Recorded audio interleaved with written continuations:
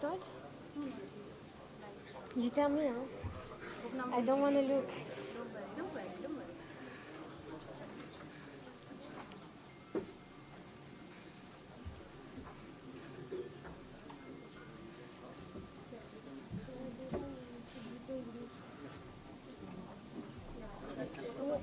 Ouais.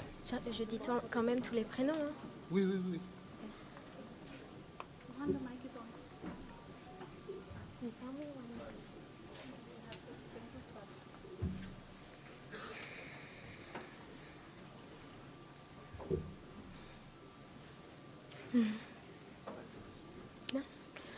Good afternoon, ladies and gentlemen.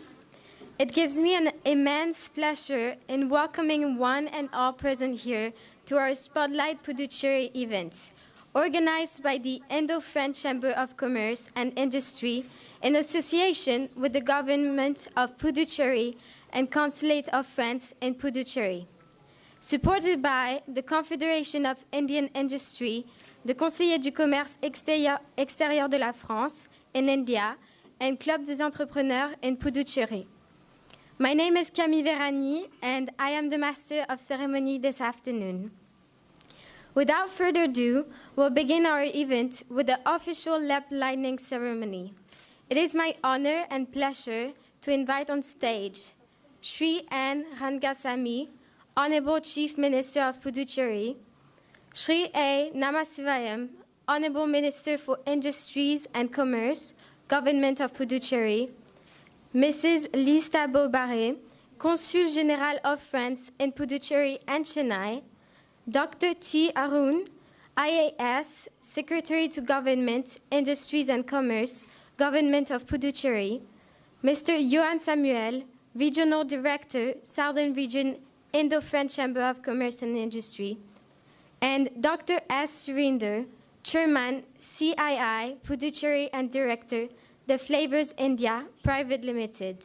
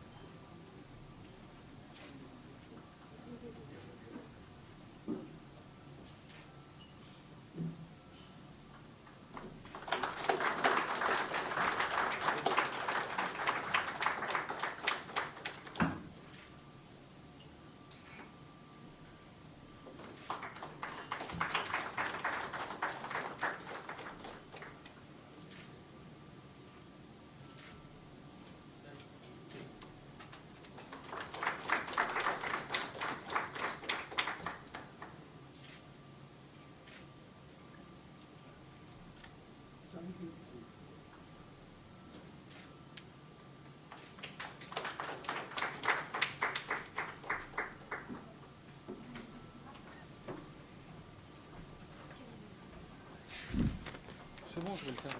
Je commence mon speech. Ouais, je commence mon speech.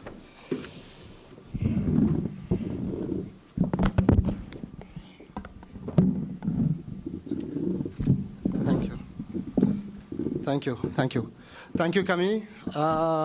Good afternoon, ladies and gentlemen.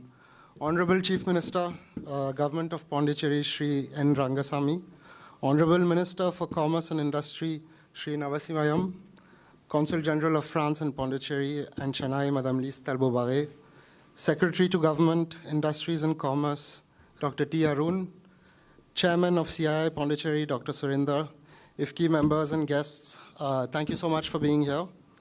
We're very pleased to welcome you all today to the IFCI Spotlight Pondicherry event in partnership with the Government of Pondicherry and the French Consulate. I'm particularly pleased, to be very honest, to see that many of you have traveled from across the country into the city for this event, and on behalf of IFCI, I would really like to thank you. I'm personally, very excited to be here in Pondicherry, as Pondicherry is home to me. So obviously very proud to organize IFCI's sort of first major event in the city. The event has been in the making for the past few months, and it's part of the Chamber's mission to enable Indo-French companies to explore business opportunities and expand their footprint in India, and hopefully in Pondicherry as well. We are pleased to have also some of the French companies that have set up base already in Pondicherry for many years, such as Poquelin Hydraulic. We had the pleasure to visit them this morning. We have Manureva, we have ATC Chemical, Cellarmania, Boost My Shop, and many others. The objective of this conference is not only to showcase and promote the existing business and the existing business ecosystem that Pondicherry has and its French investment, but also to work alongside the government of Pondicherry to present the advantages of setting up operations here.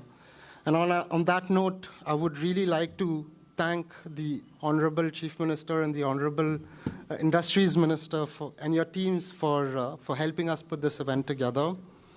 Today, we're pleased to welcome leadership from many of IFCI's member companies, CII members, and other various individuals that are part of the fabric of the business ecosystem in Pondicherry.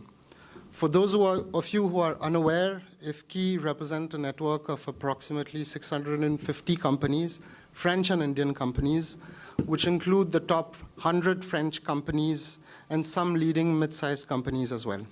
So on that note, I would like to thank you all once again and wish you a wonderful afternoon.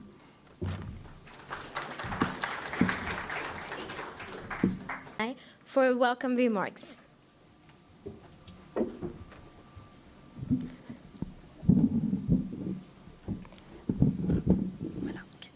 Vanakam, good afternoon, bonjour. Honorable Chief Minister, Honorable Minister of Industry, Honorable Secretary to the Government, Cher Johan, Honorable Chairman of CII, Dr. Sundari, chers amis, dear friends from the economic world, French and Indians. It's a pleasure to be here this afternoon for this event, Spotlight Pondicherry. We've been supporting this initiative right from the beginning, and we've been working with the IFKI team and the team of the Minister of Industry for a few months, almost a year, to have this event, and I'm really happy that it's happening. Pondicherry is full of potential in terms of economic development. And Puducherry stands in a very special place in the heart of French people.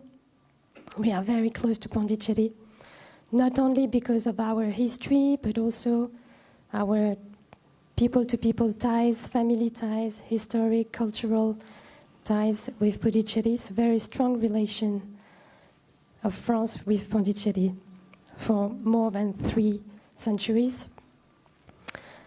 And within the strategic partnership between France and India, Pondicherry can play a strategic role, has to play a strategic role to make the strategic partnership grow and develop in every sector. We already have a very strong cultural cooperation in Pondicherry with the government of Pondicherry. We work on education, we work on smart city related themes, water treatment, and so on. But we can also work more on economics and economic development of Pondicherry. And for that, France can really be an asset to Pondicherry to attract more French and international business in Pondicherry. With the French community in Pondicherry, Pondicherry has the only international school in Pondicherry is the French school, is the Lycée Français International de Pondicherry, which offers a bilingual curricula sectioned by the French degree of baccalaureate, which is recognized all around the world. So for all the companies, you can have a school for the children of your expatriates or for the children of your colleagues. We also have, we take part of the cultural life of Pondicherry, and we offer cultural programs very often in hand with the government of Pondicherry. We have a club of French entrepreneurs, and I see some of them in the room, and their chair, Damien Berville. So you have a team of colleagues that can help you to develop your business in Pondicherry. They are here to help French people settle business in Pondicherry. And we have a few other institutions in the field of research. We have the French Institute of Pondicherry, which is dedicated to humanities and environmental science. So we have a full network of institutions that can really be an asset to your investment. And we also are linked with many sports clubs to ensure that your employees can enjoy themselves during the weekends, and for the kids to enjoy playing football, cricket, sailing. Everything is possible in Pondicherry. So I'm really happy to take part in this event. I'm looking forward to hear about the economic incentives that we can have in Pondicherry. I leave it to the experts from the government of Pondicherry, and I'm really happy to see some French entrepreneurs and representatives of French companies in the room, so I'm sure the French community can grow with your help, and you can also grow the cooperation between France and Pondicherry, which is our priority, and I know the Chief Minister is very sensible to this, and I thank you again, Mr. Chief Minister, for your cooperation and your good feelings for France. So I won't be talking longer. Thank you very much. Have a very interesting afternoon about Pondicherry. I'm looking forward to seeing you settling down in Pondicherry. Thank you.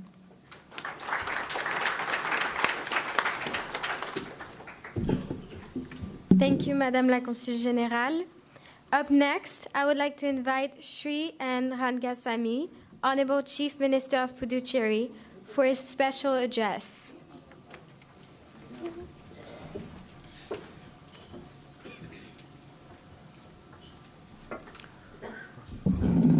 அனைவருக்கும் வணக்கம்.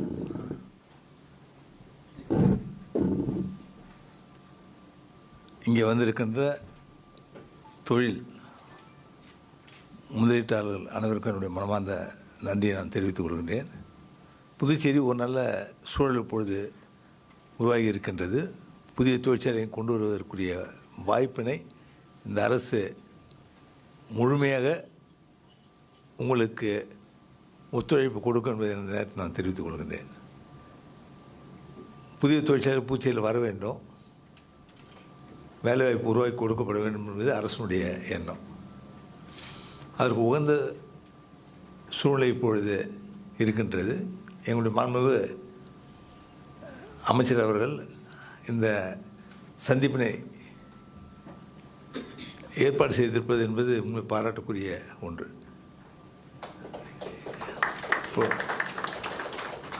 எங்களுடைய துறையானது, தொழில்துறையானது உங்களோடு இணைந்து செயலாற்றுவதற்கு உரிய நிலையில் அனைத்து முடிவுகளையும் விரைவாக எடுத்துக் கொடுக்கும் என்பதை இந்த நேரத்தில் நான் தெரிவித்துக் கொள்கின்றேன்.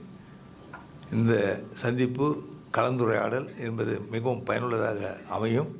இதில் எங்களுடைய மாண்புமிகு அமைச்சர் அவர்கள் கலந்து கொண்டு உங்களோடு உரையாற்றுவார்கள். உங்களுக்கு தேவையான எண்ணங்களை நீங்கள் வெளிப்படுத்தும் பொழுது அதை நிறைவேற்றி கொடுப்பதில் அரசு கவனமாக இருக்கும் என்பதை நேரத்தில் நான் உங்களுக்கு தெரிவித்துக் கொள்கின்றேன். தேவையான வசதிகள், தொழில் தொடங்குவதற்குரிய தேவையான வசதிகளை விரைவாக செய்து கொடுக்க வேண்டும் என்பதுதான் எங்களுடைய எண்ணம். குறைபாடுகள் இருந்து கொண்டிருக்கலாம். விண்ணப்பித்த ஒரு சில நாட்களில் நமக்கு உரிமம் கிடைக்க வேண்டும் என்பது உங்களுடைய எண்ணம். பொதுவாக மின் இணைப்பு கிடைக்க வேண்டும் என்பதும் உங்களுடைய எண்ணம். இதனையெல்லாம் சரி செய்து கொடுப்பதற்குரிய நடவடிக்கை அரசு எடுக்கும். நீங்கள் உறுதியாக புதுச்சேரி மாநிலத்தில் புதிய தொழிற்சாலை நம்முடைய பிரெஞ்சு அவருடைய அந்த இங்கே வந்திருக்கிறார்கள்,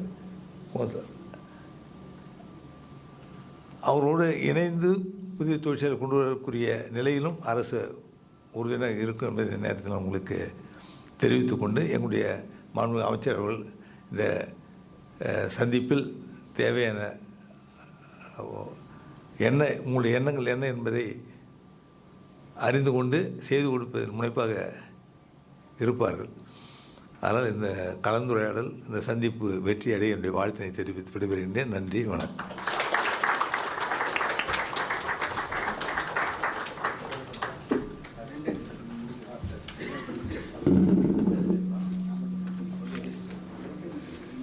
Thank you, sir. We now have the vote of thanks by Dr. S. Surinder, Chairman CII, Puducherry, and Director, The Flavors India.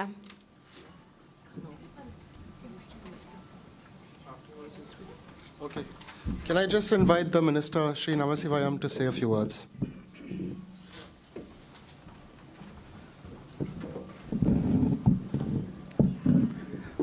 Honorable Chief Minister of Pondicherry, Sri N.R.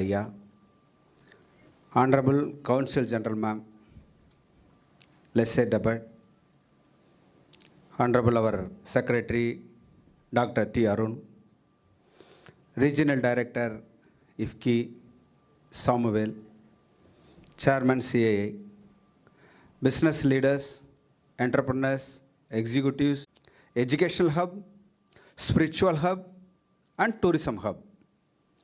Under the able guidance of Honorable Chief Minister Sri Rangasamy Ayya, we are taking measures to create economic growth, development infrastructure, to create more opportunities and put Puducherry on the map as a perfect destination for investments.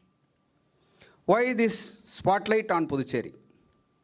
We have an ambitious vision to create more employment opportunity for the youth of Pondicherry through economic, investment, and industrial policies. With the support of central government and the guidance of our Honorable Chief Minister, we are working towards bring in new industrial in investment policies, including comprehensive framework for subsidies and incentives. Our focus on the sectors like renewable energy, manufacturing, and the pharmaceuticals, IT and ITs, medical tourism, R&D, MSME, and startups. With more than 70 colleges, out of which have close to 15 engineering colleges and a number of medical colleges and other professional courses, thousands of youngsters have been graduate every year. Government of Puducherry is investing in our young setups and equipping them with the necessary skills so that they can be employed into the ecosystem that is getting developed in Puducherry region itself. Why this spotlight on Puducherry? We are committed to setting up state-of-the-art industrial park in Pondicherry and Karaikal. We will empower startups and MSMEs. With the guidance of our Honorable Chief Minister, we will partner with central government to build physically and social infrastructure to create a safe environment for investment. I take this opportunity to thank Consul General Ma'am and then Indo-French Chamber of Commerce and Industries for bringing their business leaders for French companies and business leaders from Pondicherry together as India and France, especially Puducherry and France has shared cultural heritage, fruitful leadership over a significant period, strong strategic partnership and economic ties. I look forward to interacting with you, taking you valuable inputs during this time together. I think you for collective putting and spotlight on Pondicherry, and I, on behalf of the government of Puducherry, welcome the business community to invest in Puducherry and be part of the growth story of the territory. I invite you to join us in making Nam Puducherry as the best Puducherry. Thank you very much.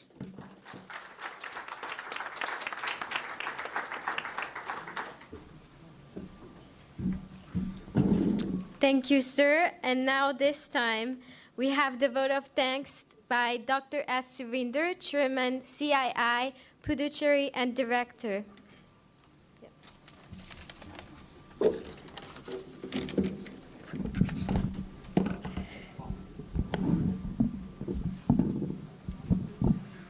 Good afternoon to all. It's a matter of pride for me to propose the formal vote of thanks on behalf of Confederation of Indian Industry. CII Puducherry is happy to partner with the Indo-French Chamber of Commerce, Government of Puducherry, and Consulate of France in Puducherry for such a wonderful initiative.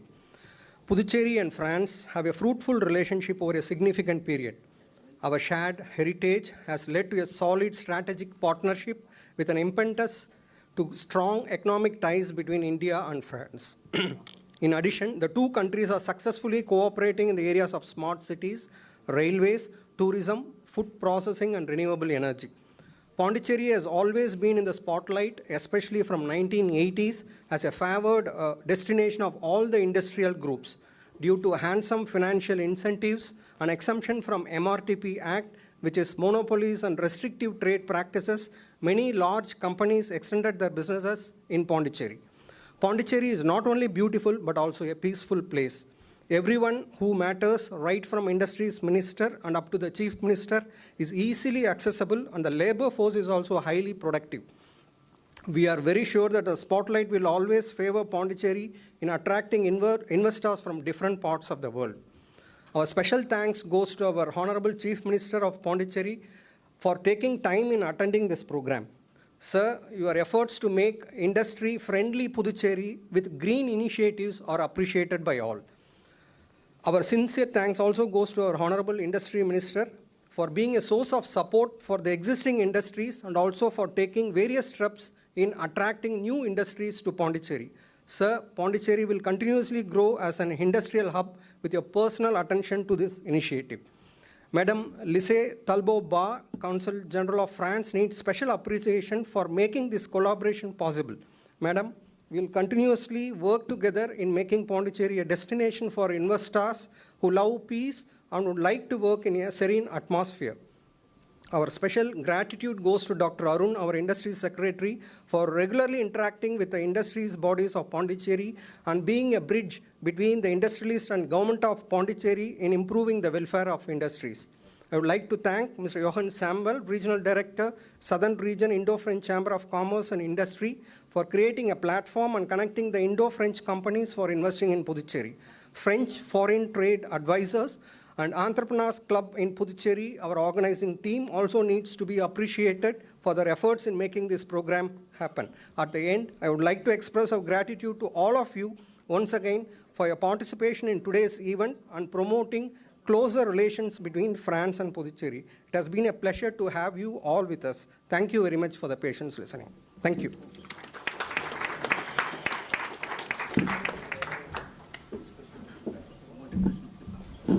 Thank you, Dr. S. Surinder. Thank you to everyone for the wonderful beginning. Can I request you all to stay for a quick group photo on stage?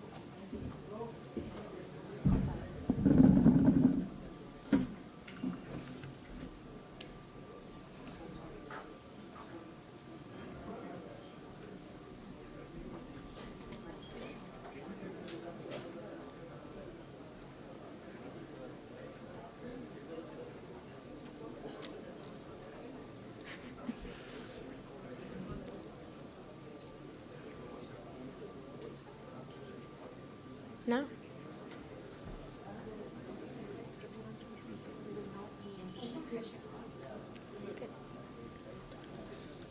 I request everyone to remain seated, please. We'll now move on to the second session. No? So we now move towards the first panel discussion of the day, titled Success Stories in Puducherry. The key objective of the panel is to gain insights on the experience and success stories from established French and Indian companies. It gives me great pleasure to now invite our esteemed panelists on stage. I would start by inviting Mr. Vivian Massot, Managing Director, TAC Economics, who will moderate the session. I also welcome Mr. Marc David, Chief Executive Officer, Boost My Shop, Mr. Saeed Sajjad Ali, Managing Director, India Electrical Sector, Eaton, Mr. Sriram Subramania, Founder, MD, and CEO, Integra Software Services, Mr. Damien Berville, Chief Operating Officer, Moderator, Digital Solution. Over to you, Vivian.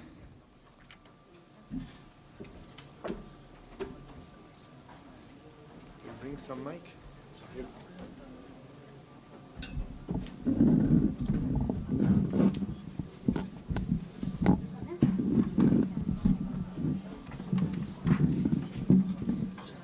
Yes.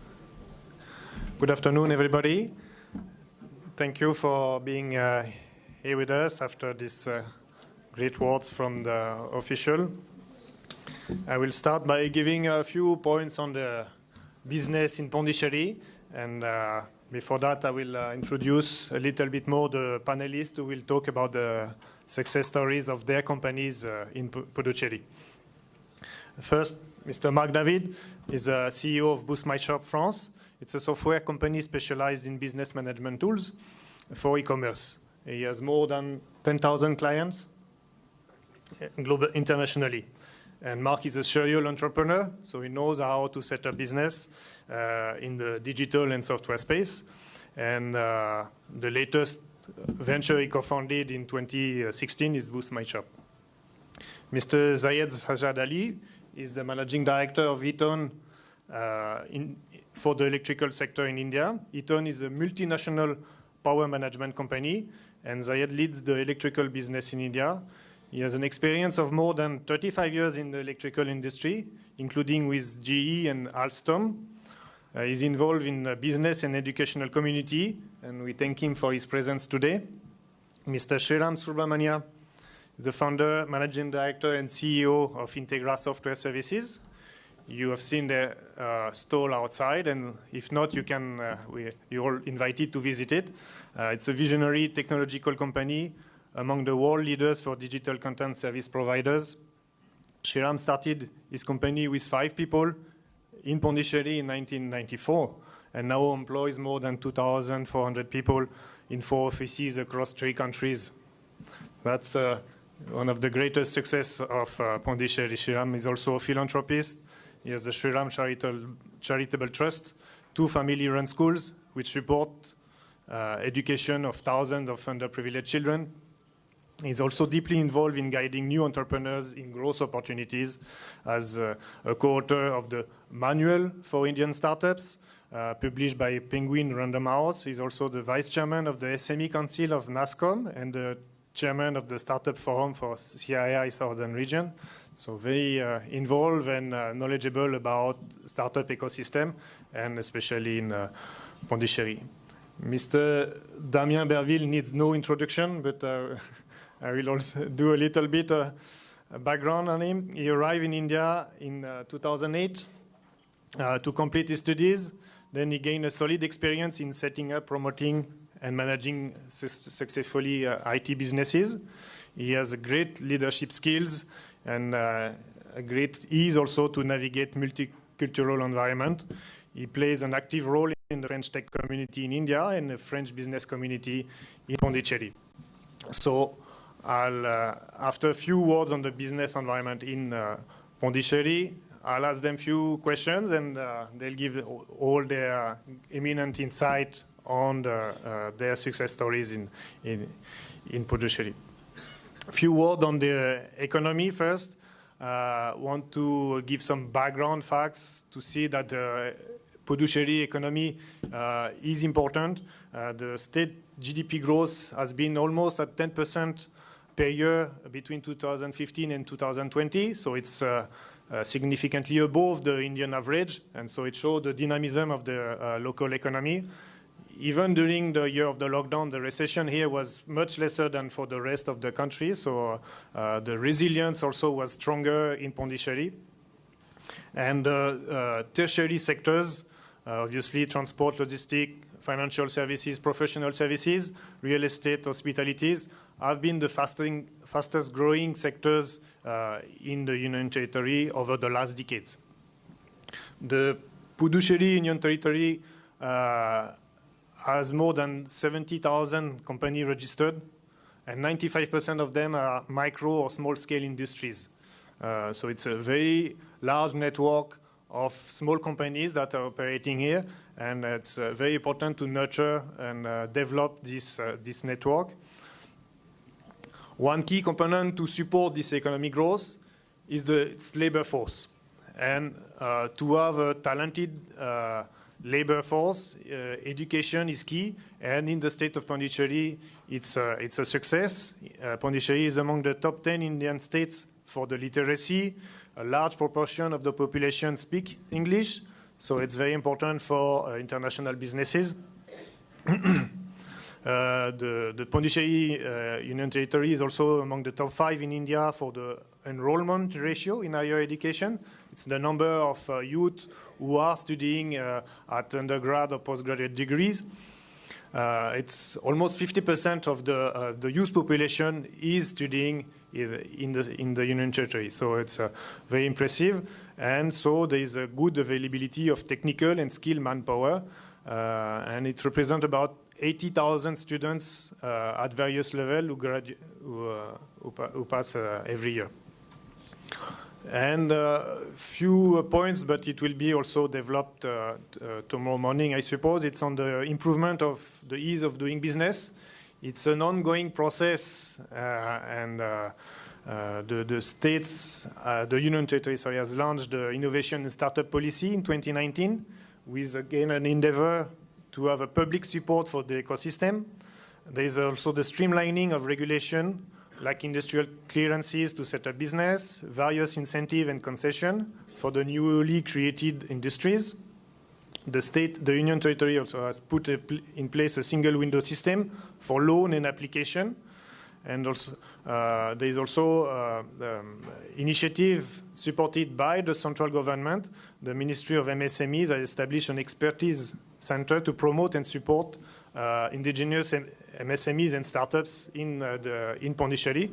So with these backgrounds, I will request all the panelists to give an introduction on their business journey in Pondicherry, how and what factors make them so successful over time.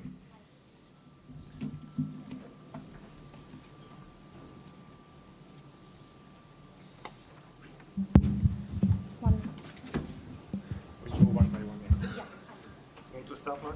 Yeah. Should I go down? It's okay. Okay. So we'll pass the mic there. Okay. Thanks, Vivian, for the introduction, and thanks for the invitation. We are very proud to be here. As Vivian said, we are a French tech company. We are a software company, and we are also a very recent company, 6-year-old company, based in France.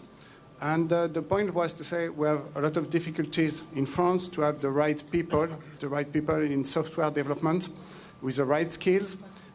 It's very difficult to have the people and to hire the people in France. It's all over Europe. So we were focusing on solutions, and India was the solution. Because in India, you have a lot of talented people with the right skills. So there is many people that can answer our needs. The tech ecosystem in India, all India, is good also for the tech business, for the software company. So we say, okay, it's good to go in India. And well, there is also some other, good reason, like the cost is competitive, but there's many good reasons. So that was the reason why we came to India. But why we came to Pondicherry? That's the question today. So we said first, for us, it was a personal reason. So it's like we have the right people at the right place in Pondicherry that convince us to come in Pondicherry. But now it's 4 years we're already set up in Pondicherry. The office is in Pondicherry. It's a very nice office with fantastic people. So it's still a small company. It's 15, 20 people in India at the moment. Very talented people. we have to recruit them. At the beginning, it was nobody was there. So we have to attract the people. And India is interesting, but why Pondicherry was interesting? So we had people around Pondicherry, but we had people, a lot of, they were not in Pondicherry. They were in the north of India. They were very far from Pondicherry. They have the skills, and we need them. So we have to attract them and convince them to come in Pondicherry. So of course, there is life quality. There is the cost also is quite competitive for young people to live in Pondicherry in comparison with other cities. But we have to also to work a lot to say you will come in Pondicherry, but you will live in Pondicherry, you will stay in Pondicherry, and we have those arguments to say it's like we are also a French company, so that's why we say okay, Pondicherry and France, there is a long history, and Pondicherry is a right spot for us to set up the company.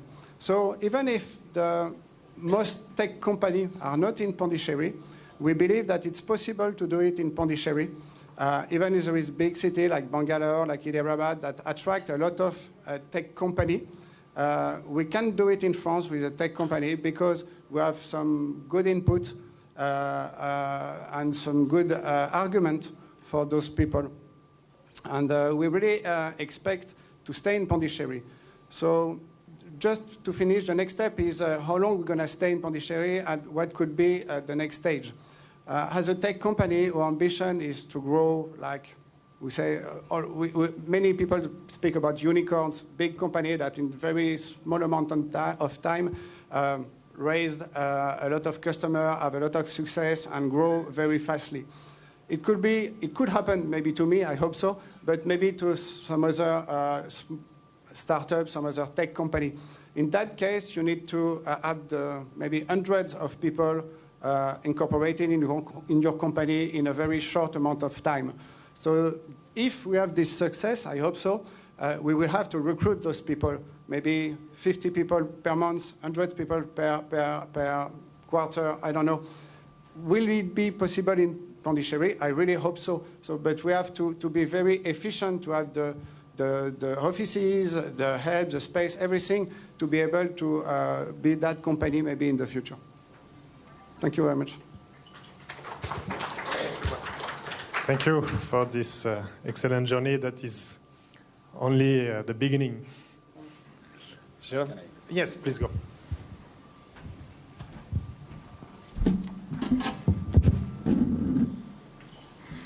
Good afternoon, everyone. A warm welcome to all the delegates to Puducherry. I would like to share my experiences and my success story of my company, Integra. I'm a first-generation entrepreneur. Started with 5-member operations with my wife, and today we have grown to 2,400 plus global workforce. And we are operating in 3 countries with 4 delivery centers. Started as a small company, as a startup, and gradually we have grown today. So Puducherry-based global company catering for global companies. We are now 100% export-oriented unit, and we are in IT, ITES, BPO space.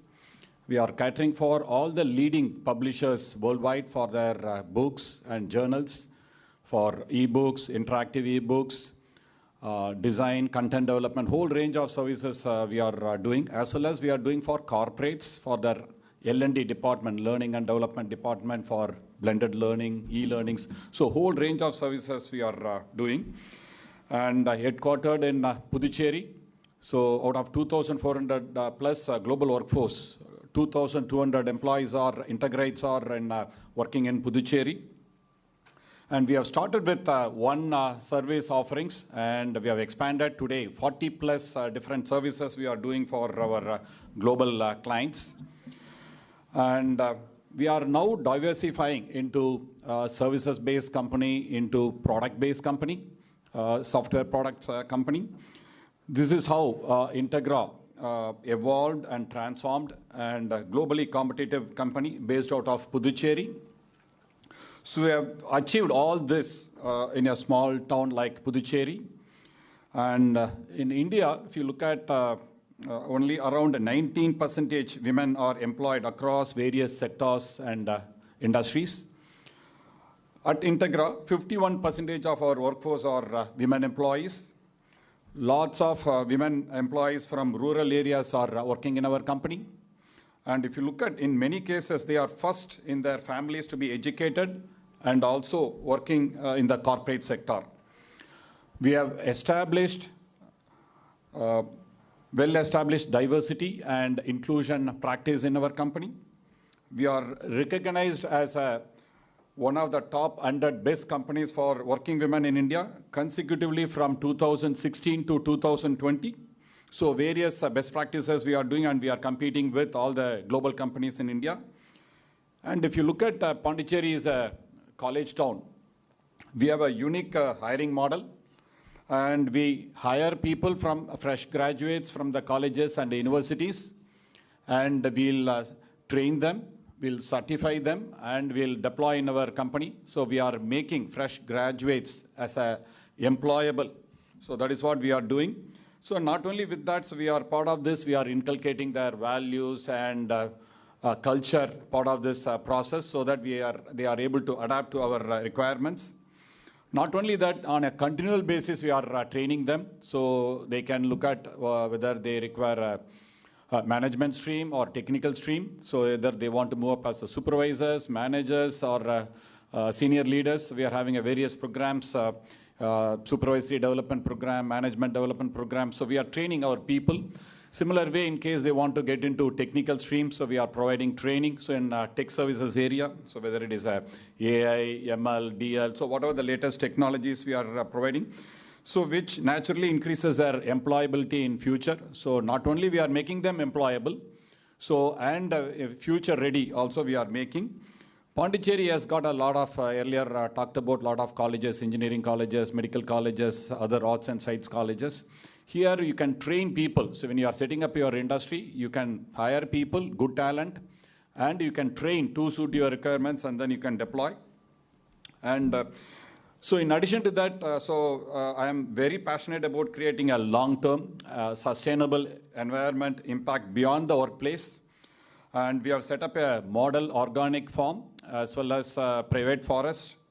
And we have created around 10 ponds with can store 33 million waters during rainy season for recharging earth as well as aquifers. And we have planted close to 30,000 trees and in and around Pondicherry. So 20,000 trees we have planted in and around Kadalur with Abdul Kalam initiatives during Thane cyclone. As well as we have planted around 10,000 trees in our farm as we have created a private forest. So, and these are the highlights about our Integra and whatever we are doing in BioWill. I am a first generation entrepreneur. I was able to start the company in Puducherry and expand and grow the company over the last 27 years. With God's grace, we are able to do successfully well. And when a first generation entrepreneur is able to start, survive and grow well for last 27 years, you are all global companies. You can start your operations in Puducherry. In fact, I would recommend that you invest in Puducherry because of supportive state government and favorable policies and very good government officials and a good industry body is also there for interacting with the government. We were able to achieve all this from Puducherry. So I request and welcome you to invest in Puducherry. Thank you.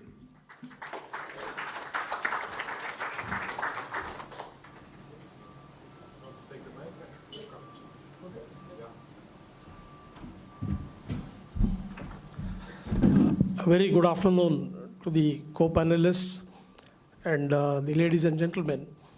Last 1.5 hours, we have been hearing a lot of good stories about Puducherry as to why industrial climate is good in Puducherry, why people have to invest.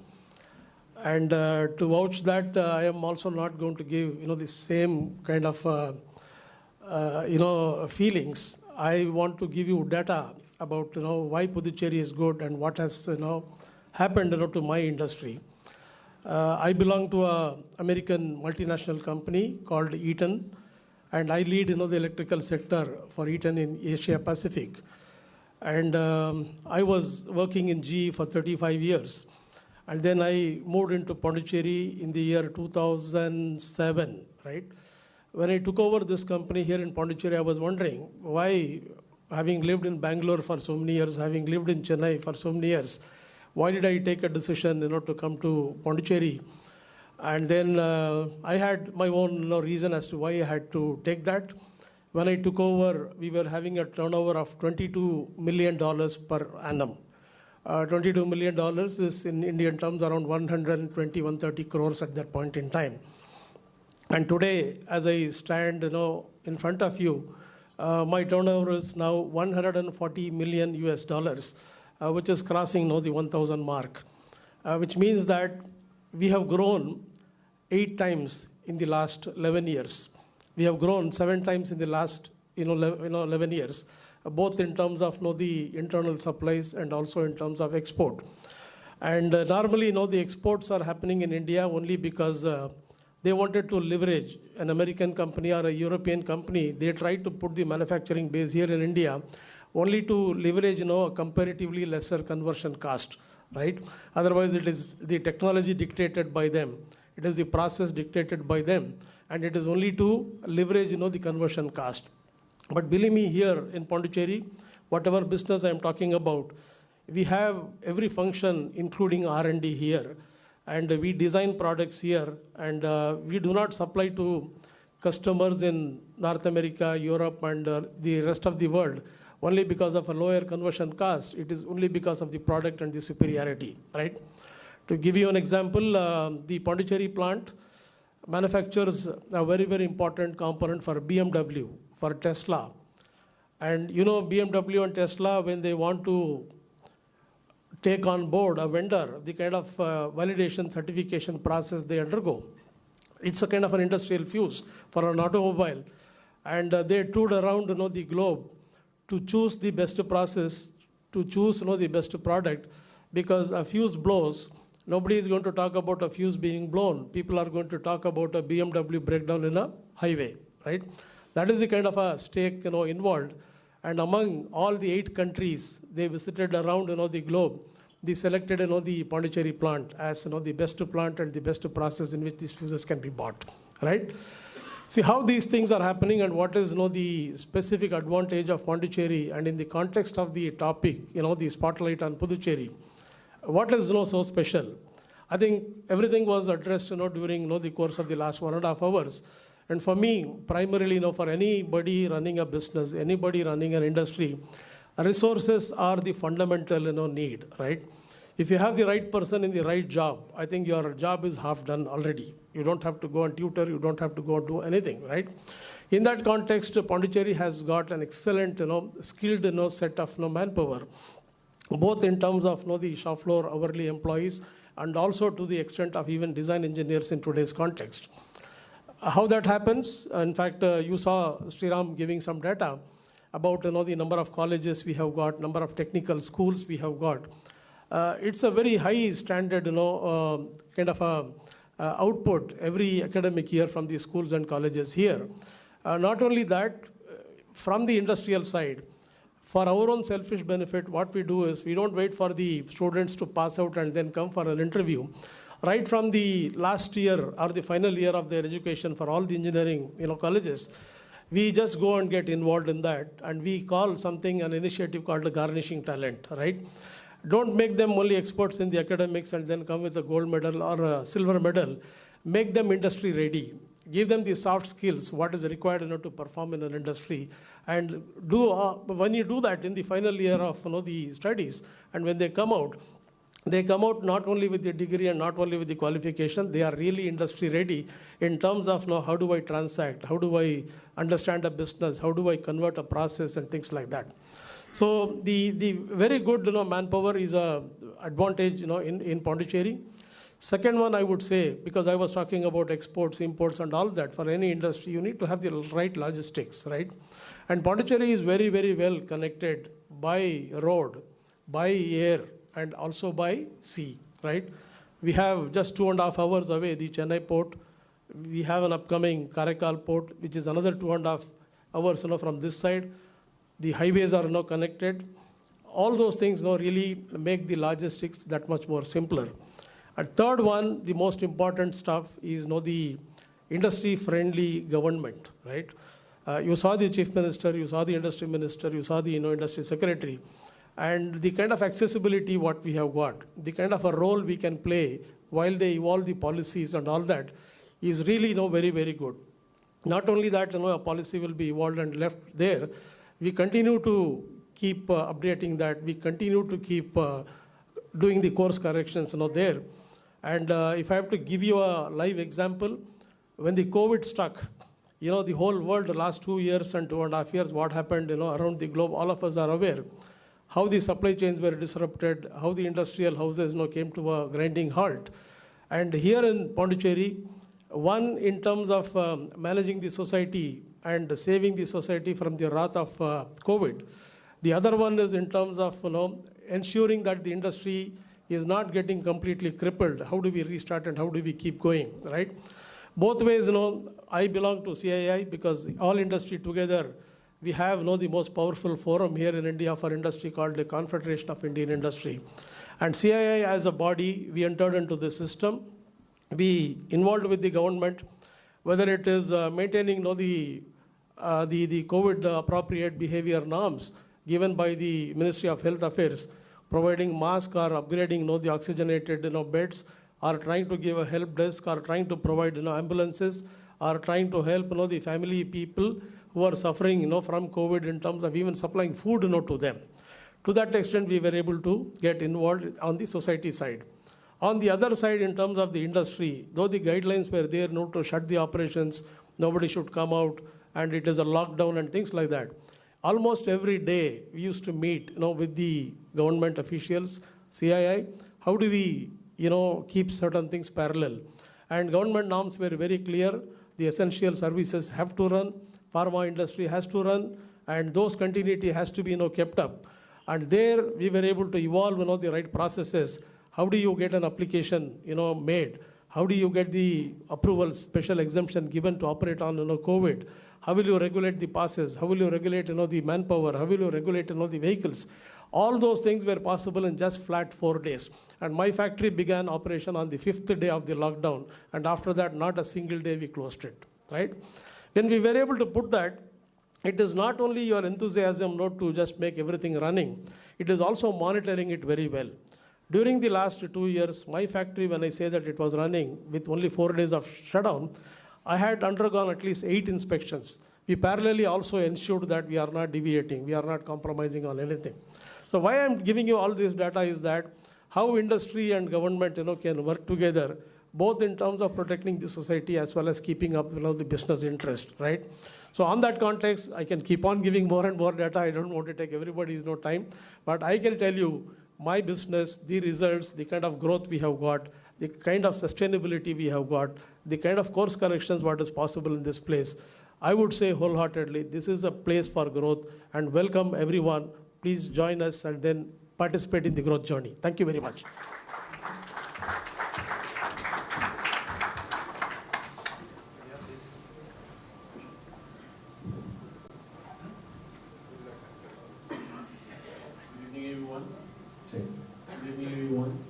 Thank you, Vivian, for the introduction, and I think I'll continue from here. So I've been in India for the past 13 years. I work for major also IT and MNC organizations, and I realized something, is that the outsourcing in India is not that a good thing, all right? And in order to respond to that, in 2016, I created Moderator, which is an IT organization based out of Pondicherry, with the help of investors, so I bought FDI. And so how we respond to that problem, which is outsourcing? So we, first we realized the problem, that it was about language, because we don't speak the same language of the customer. It was about also the delivery, all right? So quality of the delivery, etc. So with the company that we set up in Pondicherry, and thanks to Pondicherry actually, because it's a multicultural environment, we can find resources that speak the same language as our customer. I'm just giving you an example for French customer, we put French project manager, all right? They understand our customer, they understand their requirement, and they can deliver. And of course, after we put that with a good methodology, and which makes our company today a success story. Today, I mean, like Shriram, we started with 5 employees, I would say, and now, I mean, we are more than 70 plus in Pondicherry, and we work for major brands such as Salesforce, Capgemini, Wipro, and yesterday itself we signed for PwC. Right? So, is it possible to do it in India, and is it also possible to do it in Pondicherry? I'm a witness for that. All right. So, why Pondicherry also? Personally, I like the city, like my investor, I think so. And the multicultural aspect also is here. We can find resources. It's true, we can find resources, and also the quality of life. I mean, I've been in Chennai, I've been in Bangalore. All right. We all stuck in the traffic, and here. Have to take our car or our bike and we are 5 minutes away from the office. Is that good? Right. And also, even if we cannot find all the resources because we are considered as a tier 2 city, if I'm right. I mean, like Shriram again, we set up a training center. Okay. In this case, it was more like to invite students and to train them and to become developer or any other position. In my case, it's more like I'm finding people who already having some experience who are not perfect, and I train them to become perfect as per my requirement, of course. All right, and I put them into productions. All right. So how I see my expansion today, I want to keep Pondicherry, okay, as my headquarters. Not only that, I want to keep Pondicherry as a major training center, because bringing people for work is difficult, but to bring them for training and to send them back to their home after is feasible, right? So let's keep Pondicherry as a training center in my case, and then to extend ourselves to other cities. But I'm very happy to be in Pondicherry, and I will gladly, promote Pondicherry and investment hub for sure, and I invite everyone who is still having those to come here. Thank you.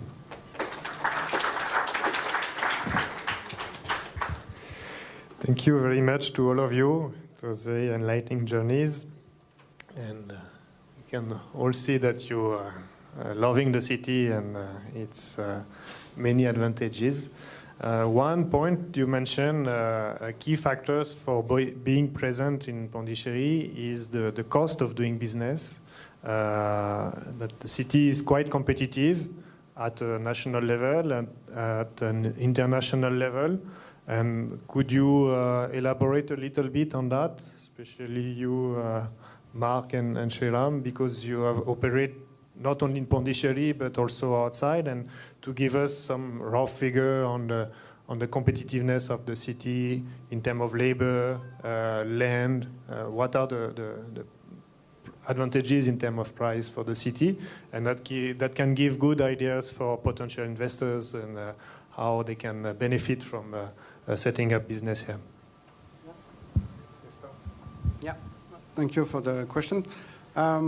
We are recruiting tech people, software developer, and the market is Indian market, but worldwide market too. There is so many projects, so many demand in that there is not enough developer in the world for all the projects. Even when you are in India, there is a competition to get a developer. It's quite difficult. So there is major city, tech city. We have Bangalore, we have Hyderabad, and most of the developers are in those city or want to be in those city. There is a lot of offers, a lot of some good packages, good salary. So when you want to be in Pondicherry, you have to find right argument, right to convince them to be in Pondicherry. You can compete a bit with the salary, but you have to focus on something else. And the average cost of the life in Pondicherry and the quality of the life in Pondicherry could be a good argument to convince also them to settle in Pondicherry. And when the people don't come from Pondicherry, because when they are from Pondicherry, you just have to convince them to stay. But when they are not from Pondicherry, you are also to convince them to come with their family, with their children, with everybody. So all argument, everything will be important. So schools, quality of houses and apartments, everything will be important. So you can compete with other cities to convince them to be in Pondicherry. Last argument, and it's more like for the employer itself, it is maybe more difficult to attract people in Pondicherry, but once they are in Pondicherry, they will stay longer in your company. Because when they are in Bangalore, they will change every 6 months, so every year. It's very difficult. Even if you've got good company, good training, everything, it's difficult. There is too much competition. In Pondicherry, it's also a good argument that you can keep them for a long time. So if your technology is, if your training take a lot of time to have the right people in the company, at least you will keep them longer. So it's quite a good reason for company to invest in Pondicherry, because they will maybe, even if it's not that easy, they will be sure that the people can be for a long time. Thank you very much. There are many factors. So you can look at, one is related with labor costs compared to other cities. It is very, very competitive compared to big cities. So that is a big advantage. That is a one.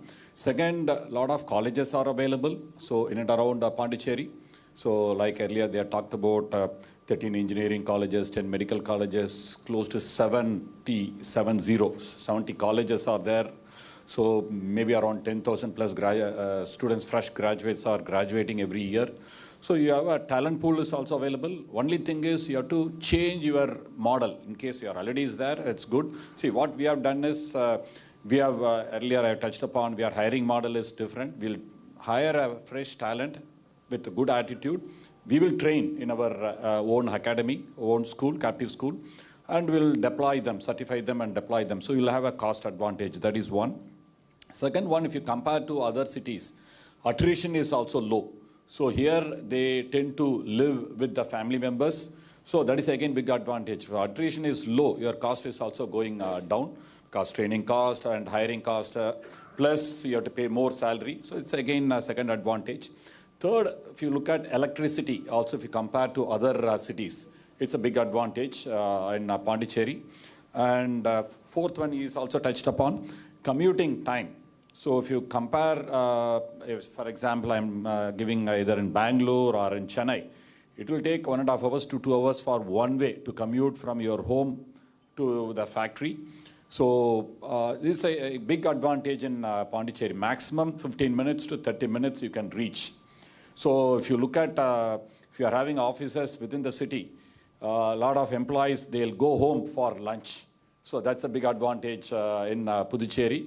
So this is a commuting time. So I'm talking about even factories outside. It's a maximum of 30 minutes travel and other costs. So there are so many advantages. Again, government-friendly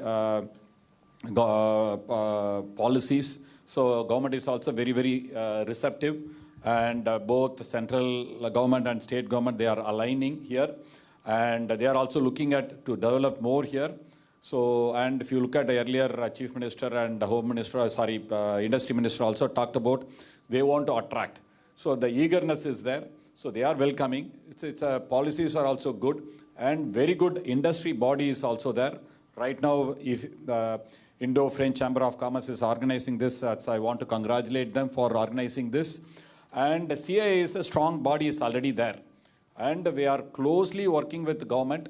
So whatever challenges, whatever issues or ease of doing business, we are working with them and then they are easing out. So there are so many advantages for Pondicherry. Thank you. Thank you so much. Mr. Zied, you have also experience from different cities across India. And so can you give your views on the advantages in terms of cost for infrastructure, physical infrastructure, manpower here? Is it an important factor for return?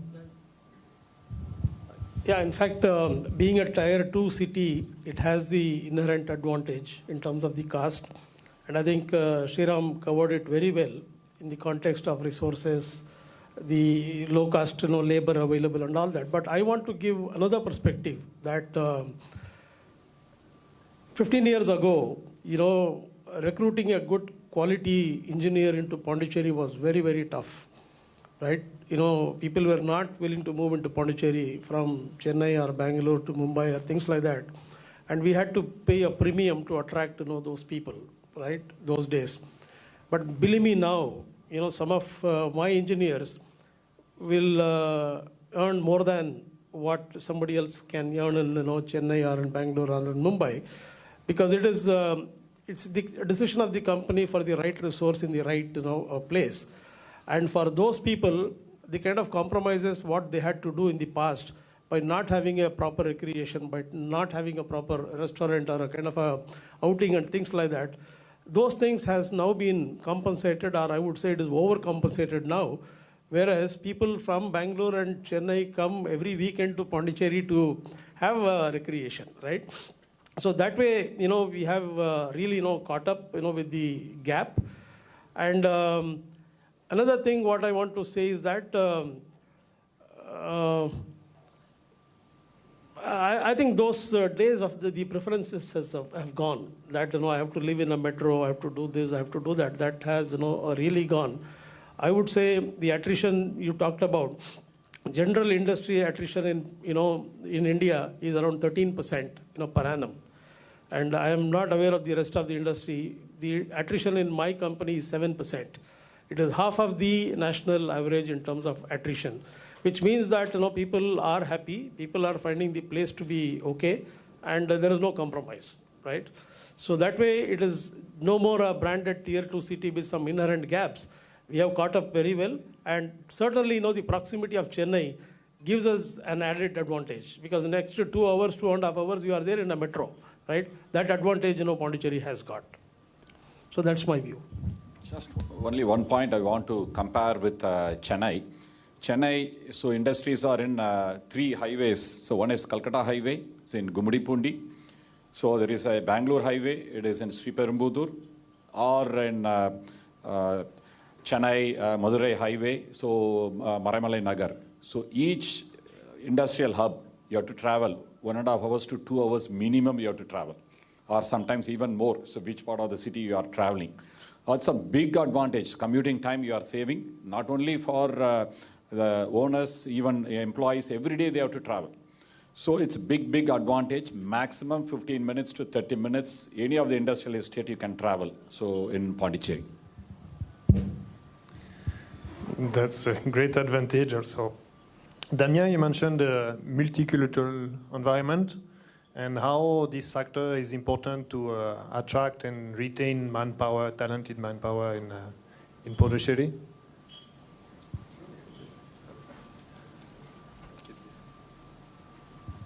Yeah, I think it's very important particularly for the export company to understand our customers. And in order to understand our customer, we need to work with people who share a similar culture. I won't say similar culture in the sense who have traveled abroad, who speak their language, and they understand, because if you don't understand the requirements, then how you are going to deliver?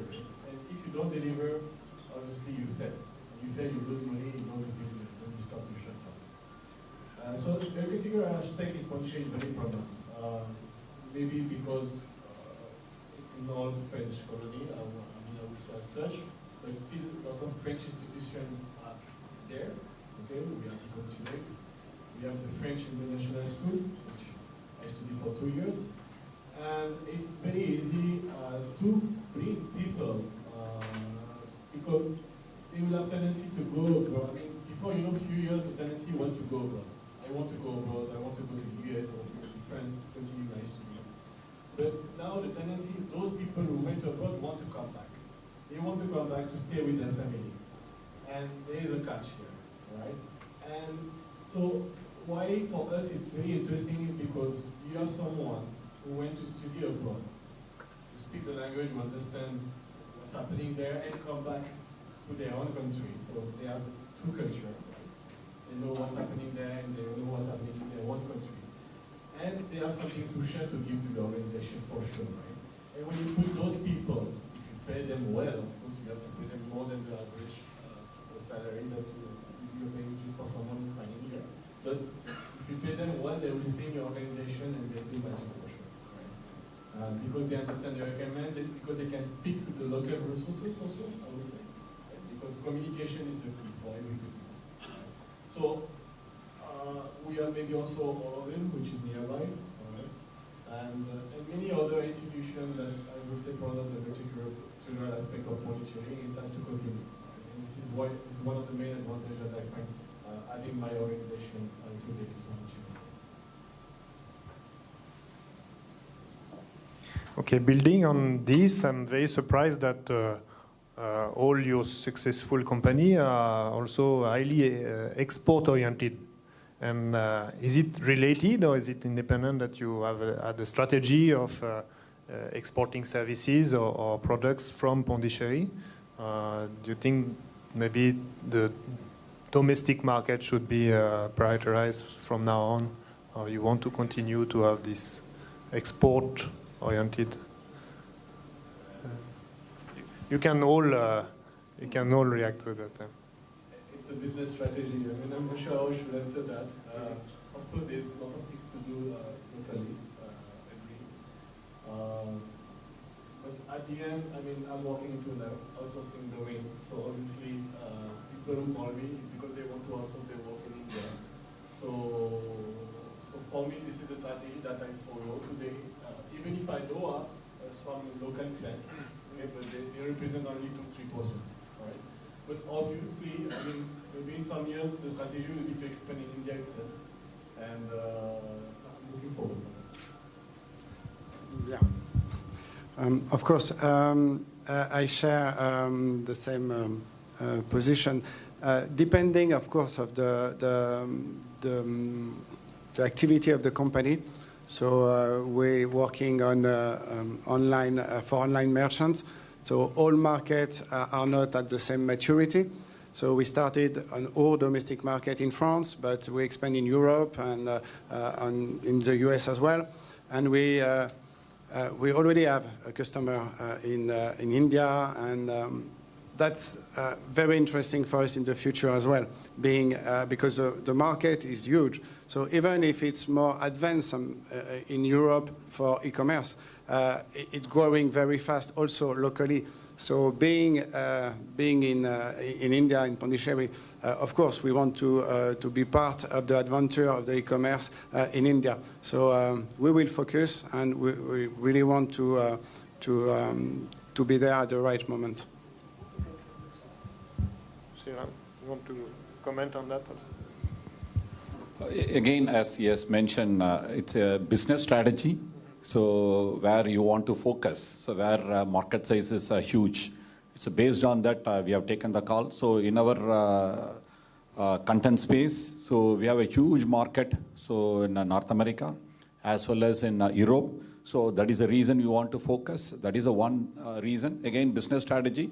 So always they'll use cutting edge technologies. So we want to be ahead of others. So for example, in our products or in our processes, we are using NLP, natural language processing, machine learning, deep learning, artificial intelligence. So we want to be ahead of others.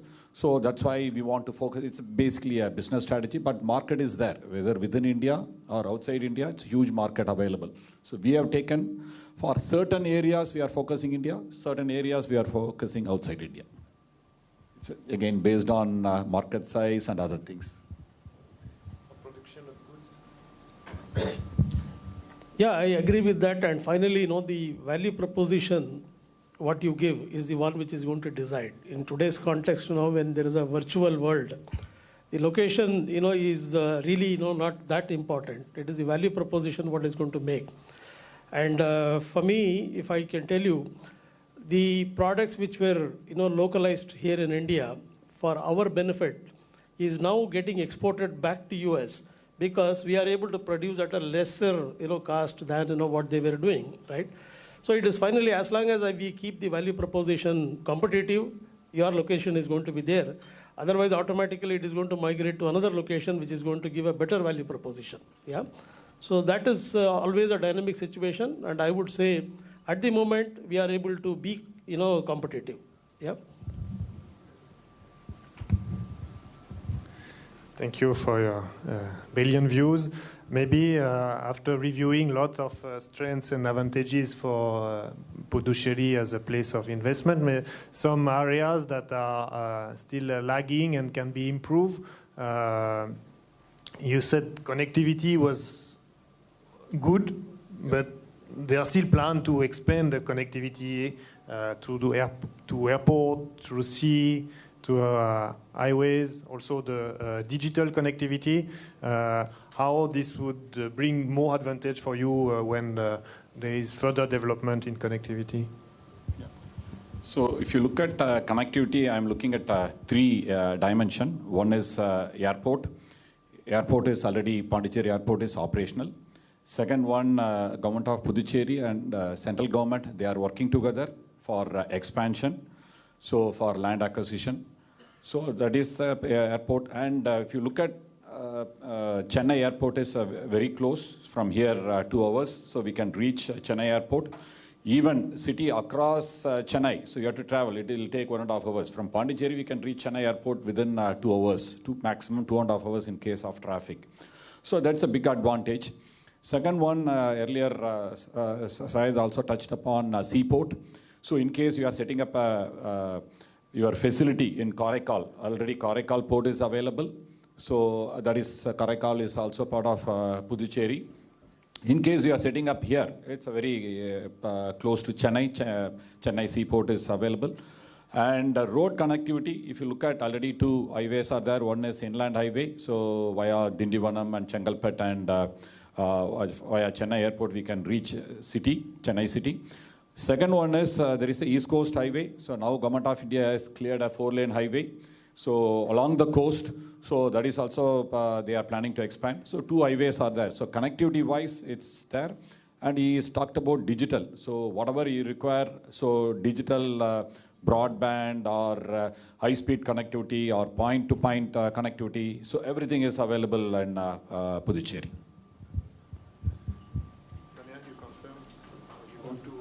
Yeah, of course. I mean, we have an airport, that's for sure. And there's always a way to improve, of course. I think government should focus on developing the airport. It's very important because even though if we can reach Chennai airport for 2 hours, it's still 2 hours, right? And when we are working the business, 2 hours means a lot of money. Particularly for Chennai, I mean, Pondicherry airport is like it's not convenient to take the flight at 3 o'clock in the afternoon, Chennai to reach Pondicherry, right? You lose half of the day, especially when you start from Bangalore. I mean, you start from Bangalore, you have to reach the airport, it's taking already 2 hours. Then after you have to take the flight at 3 o'clock. Then after you reach in the end of the afternoon, Pondicherry. So there is a way to improve. I think the government took step, and I'm very happy for that. I'm looking forward. There's a project also to develop the minor port in Pondicherry itself, and for the more for the agricultural industries, it will be maybe beneficial to have better sea connectivity directly from Puducherry for the rest of India, or for connection with other international ports, I suppose. And yes, these physical infrastructures need some improvement, maybe more connection, more destination through airports. So it will be good for developing business. We see the question of the labor force as a critical for your operation, and the difficulty in finding the right argument for hiring and retaining the staff in Pondicherry. How do you see the new work culture, work from home culture impacting the way your operation will work out of Pondicherry? There's no definite answer, I suppose, but it will have an impact. It's huge question, even in our own France. Many, for the last 2 years, it has been really a big change that everybody wants to work from home, basically. It changed so many things in France, and it's so difficult to make people and to organize things. Even if we can do it, we are a tech company, it's easy for us. But it's like, it's changed so many way of doing. I'd like to say also, we are not a big company with strong processes for 20 years, 30 years. We are a young company, so we don't know how to do. So it's quite difficult to organize the work from home. So doing that, maybe in India tomorrow, I don't know from how to do it in a better way than we already do it in France. So what is sure, but it's my position, is when people work from home, it's always not as good as working all together at the same place. That's for sure. That's even for the development, even for some job that can be done at home.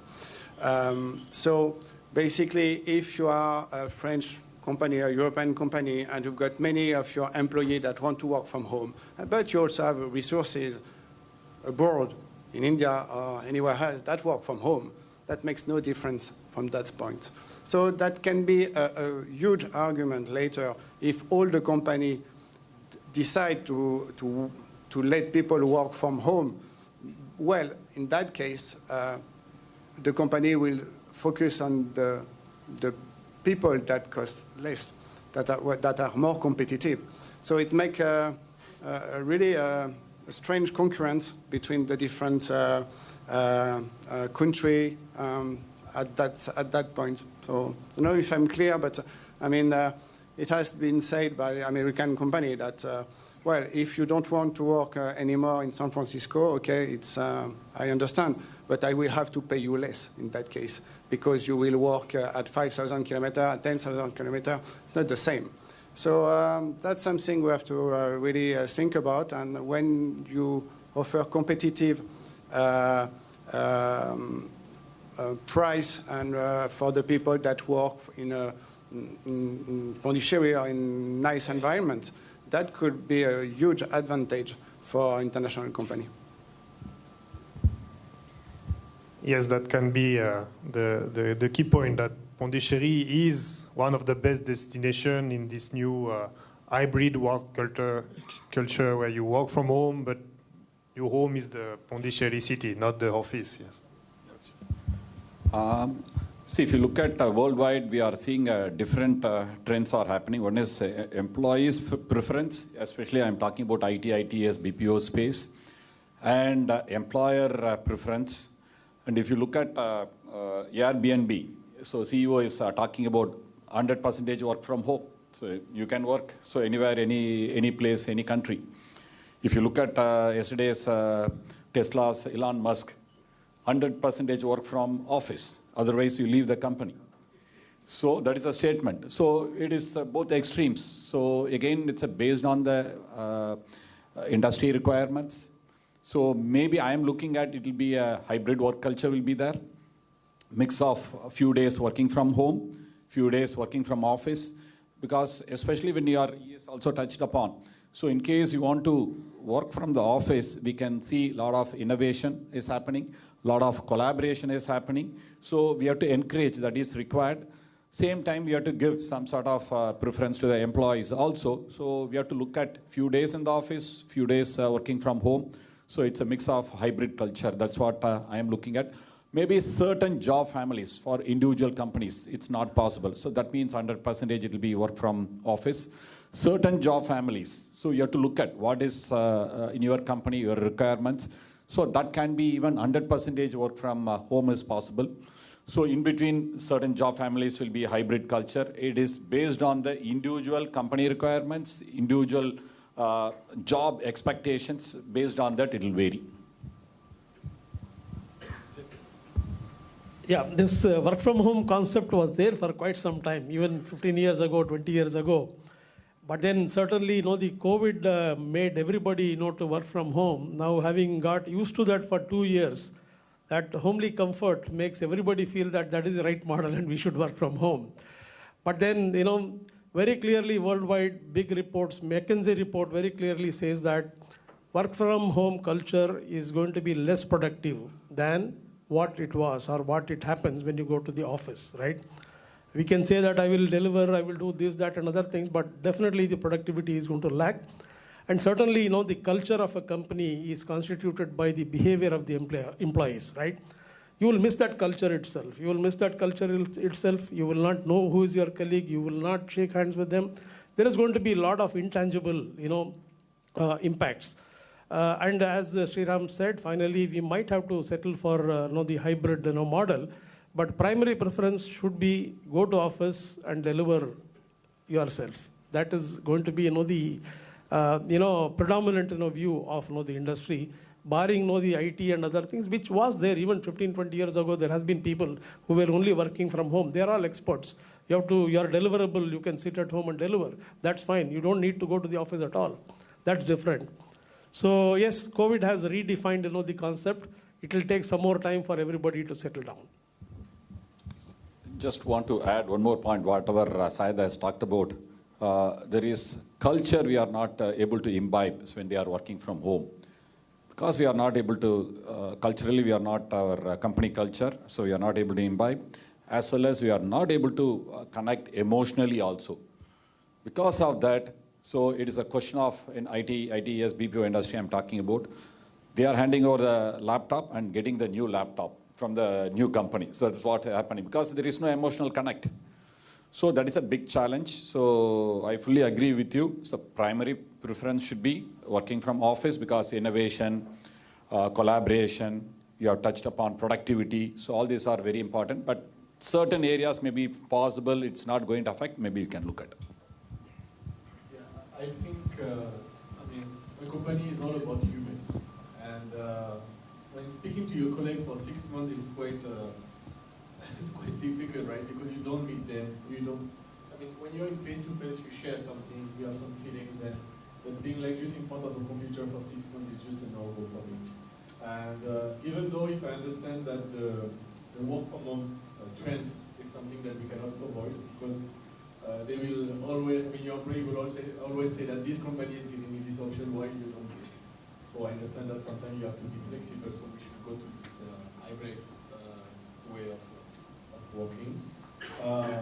And also there is some other aspect which is very important, and which is which actually pose problem to this tier 1, tier 2, tier 3 city.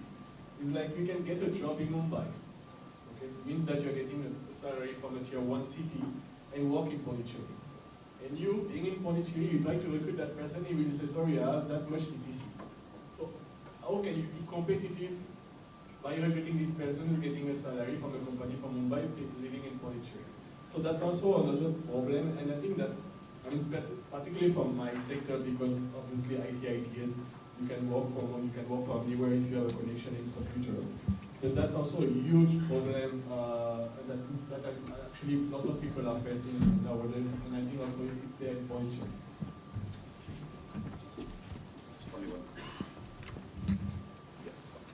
Only one more point. One more point I want to add.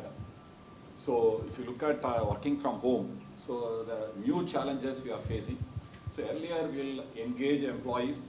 So we'll look at employee experience is very, very important. And today, so because when we are reviewing through video conferencing or Zoom or Microsoft Teams, a lot of times they are not switching on the videos. So I don't know who is sitting next to them. So their spouses are sitting, their parents are sitting. Because when you are asking a professional question, so you are not achieving, how are you going to do when you are asking. So they are, one is they are answering, but the spouse's influence and parents' influence are more. So why are you continuing, why they are asking like this? So it is changing from employee experience to family experience. So I just want to emphasize this is what it's a new thing we are going through, a lot of companies are going through, employee experience to family experience, because we don't know who is sitting. This is one example. Second, when we have organized a training, that side our female employees was sitting there. suddenly we have received a male voice. So training was really good. So parents, so father is sitting there and then he's telling that he was also sitting there. So a lot of different challenges will be there. So you have to, I just want to sensitize this. Not only we are going through, a lot of companies are going through.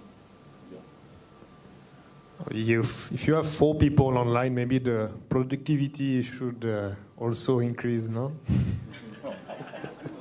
If they are working, yes.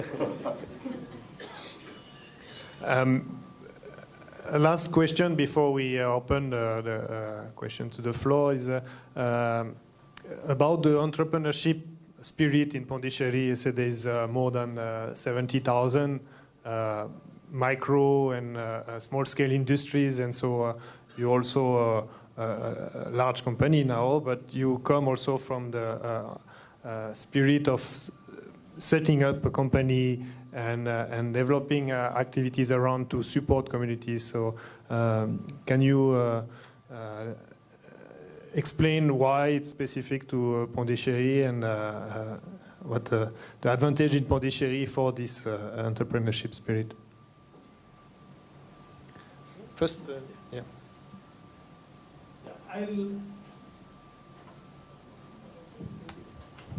I'll answer this in 2 ways. One is, the government-initiated programs, right? For instance, we have a tool room center established, by the government. It's a 100 crore, investment. The facility is meant for, the upcoming entrepreneurs to come and do their prototypes. They can do their testing. They can do their, sample building. All capital-intensive equipment are available to be used by the entrepreneurs, upcoming, people. Apart from this, the Government of India also has come up with new schemes as part of the curriculum, which we call as, the Atal Incubation Center, where, the 3rd and 4th year students themselves, whenever they have their ideas, whenever they have their regular projects, happening, they can go and, incubate their, ideas. And in that incubation center, you have industry support. You have got advisors coming in. You have even linkages given up to the seed capital, getting connected to that, right? So that is an excellent, ecosystem, what has been, done, by the, government. Like I said, industry has always been in the forefront in promoting all these kind of things.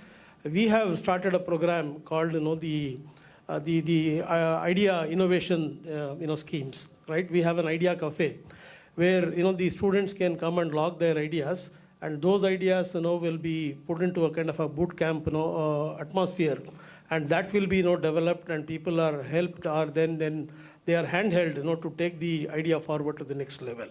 So these are all the kind of initiatives we have in Pondicherry, which helps the ecosystem for upcoming entrepreneurs to give a shape to their ideas. I think Syed has covered all the points, whether either a startup ecosystem, so Atal Incubation Center is there, so Government of India promoted working in Pondicherry Engineering University. So, and the industry is also collaborating, helping them, and every year we are having a startup a summit is there, encouraging, and investment is going on, so that ecosystem is building. Now, from that level to the next level, we have to move. So we have to look at ways and means how micro, small companies will move to medium-sized company to large-sized companies. So we have to look at and then how we can encourage. So various models we are looking at in CIA also, so that we'll be promoting from this existing companies moving to the next level. Mark, something you felt when you came in Pondicherry and... It's very simple. It's I would say just it's a friendly environment. You feel it's easy to do environment for a small company. You are not arriving in a big city with big difficulties. Sometimes when you don't know an environment, you maybe go to Bangalore. Everything is possible, but when you are a small company, it would be very difficult to find the right people, the right place. So it was more easy in Pondicherry to do it, because it's you feel welcome. You have the French history. So for a French entrepreneur like me, it was maybe easy to do it in Pondicherry. So that's maybe a strength of Pondicherry for similar entrepreneur like me, to attract them with easiness, with friendly environment, with French environment that could help them to come in Pondicherry. Thank you so much for all your insights. I will open the floor to questions.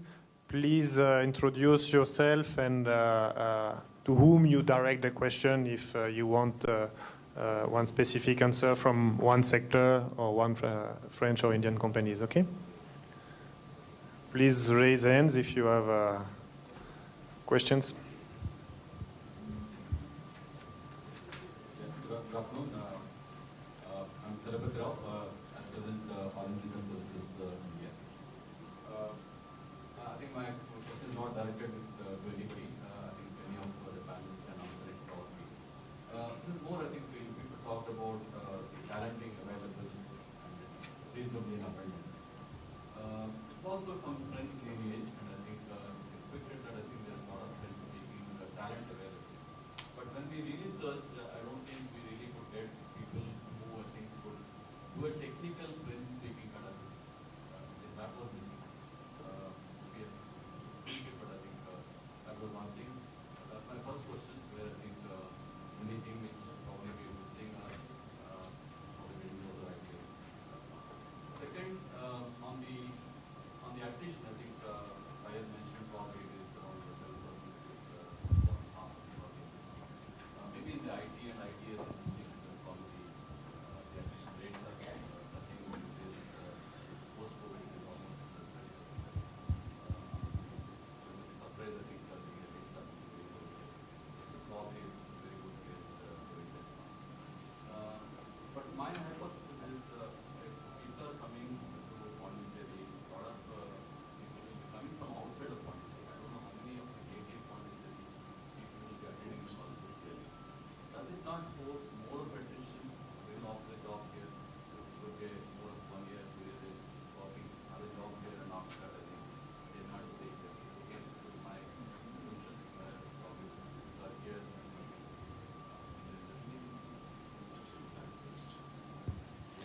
Thank you for your question. Maybe I'll take one or two others and panelists will answer.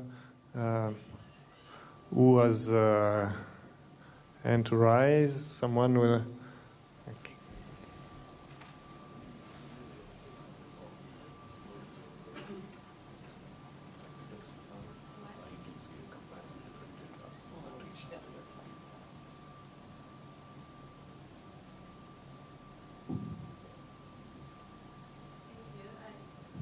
I represent the European Business and Technology Center, but I also run British India EU Business Council, International for Women in Business, for strengthening India-European Union business corridor. So my question is more like a remark and what can be added on Pondicherry, like a value to the city, but to the place in terms of gender equality.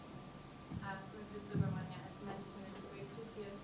Yeah, I think I have enough voice, but I'm not sure if it's enough. So it's great to hear that you have such a representation of female employees, and also when it comes to connectivity, it's very important for women that they can work from home, but they can easily reach home, that it's safe. So it's very important to mention it. I'm curious also about what is the female entrepreneurs here, what's the scenario, how many women are deciding to set up their own business, and what's the environment here. From my perspective, it must be a very friendly place to do business when you're a female CEO, founder of the entity. So I'm very curious if you could share some. It's not a specific question to the speakers, but I would be interested in this. So thank you so much. Thank you for your remarks, but we'll answer to it also. Maybe I'll ask questions, Bien.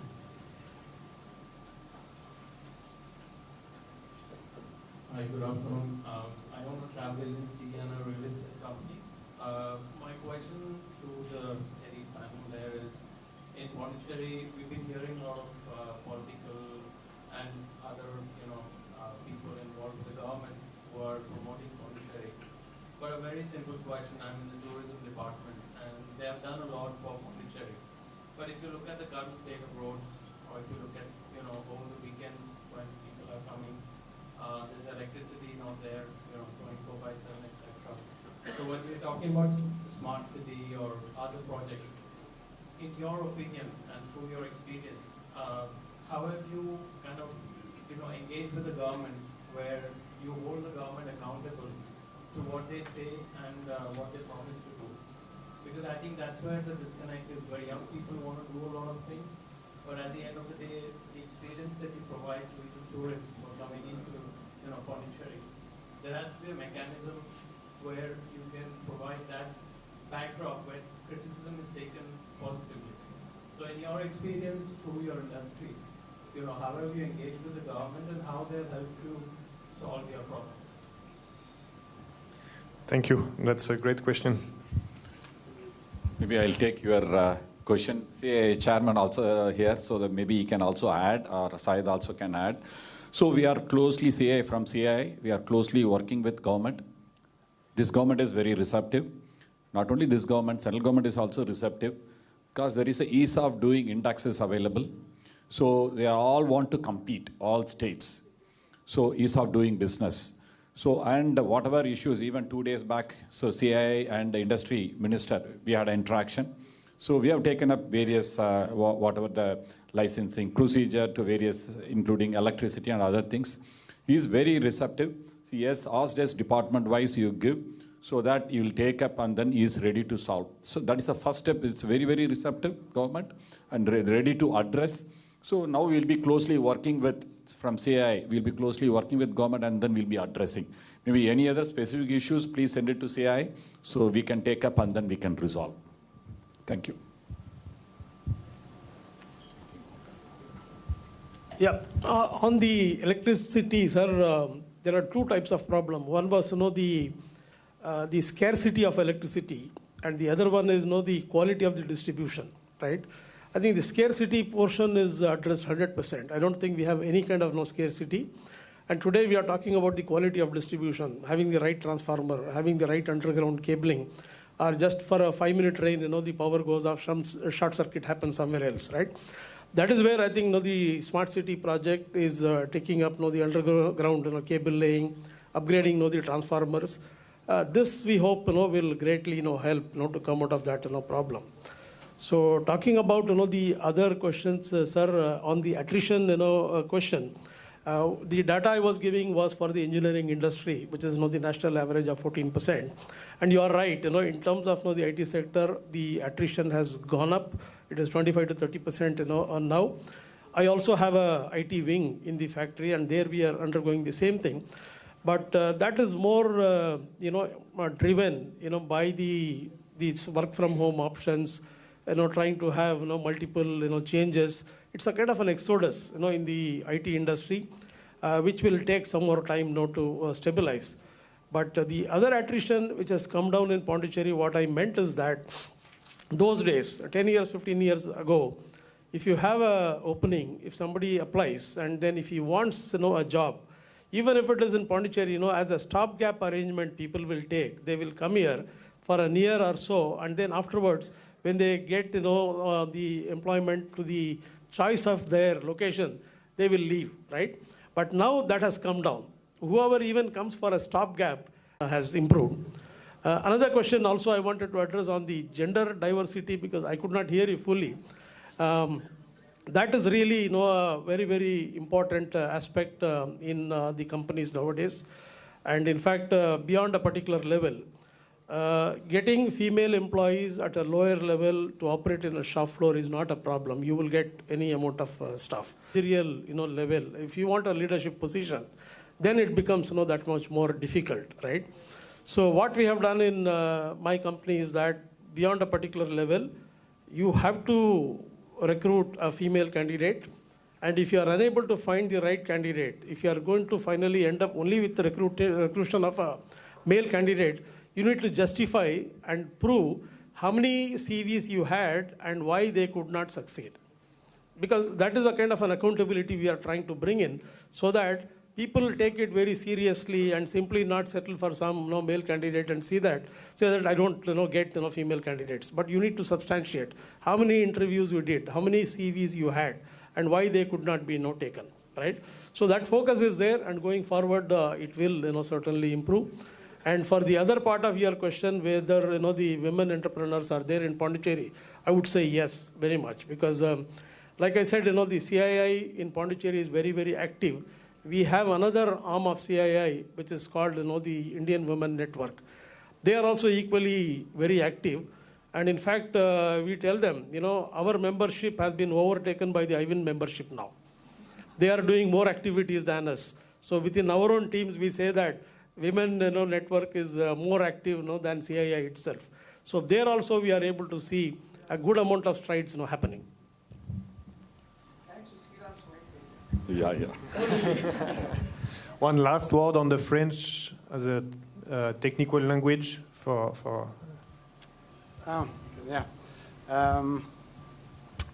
French people, when they go abroad, it's maybe more difficult for them to be to go on to settle a company in any place in the world, because they've got a bad international culture. They've got like my English. They are quite. They don't have a very good English as well. So it's always more difficult for French to be to go abroad.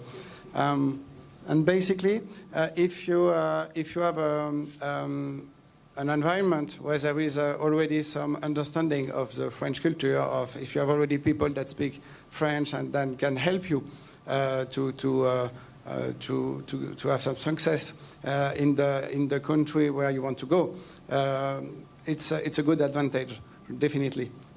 So we're having a lot of employees that are speaking French in the Pondicherry office. So it's very good for us to speak from France to Pondicherry too. It helps a lot on the daily work. So it's really we appreciate this a lot.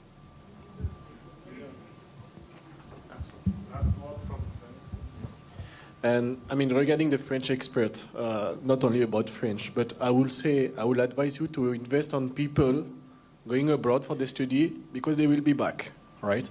And in France, we have this organism called Campus France. So Campus France is in charge of sending Indian students in France.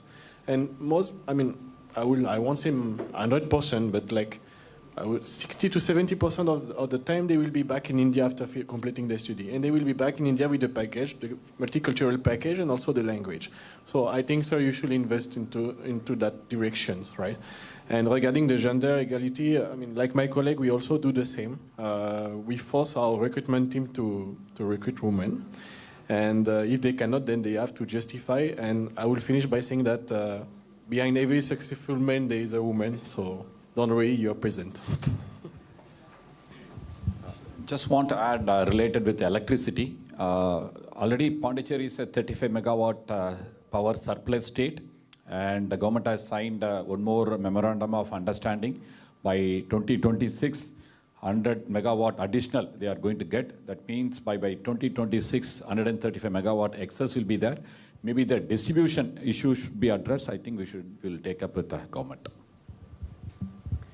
Thank you very much. On behalf of the IFKI, I will thank sincerely all the panelists who have come with us today. Thank you for the round of applause.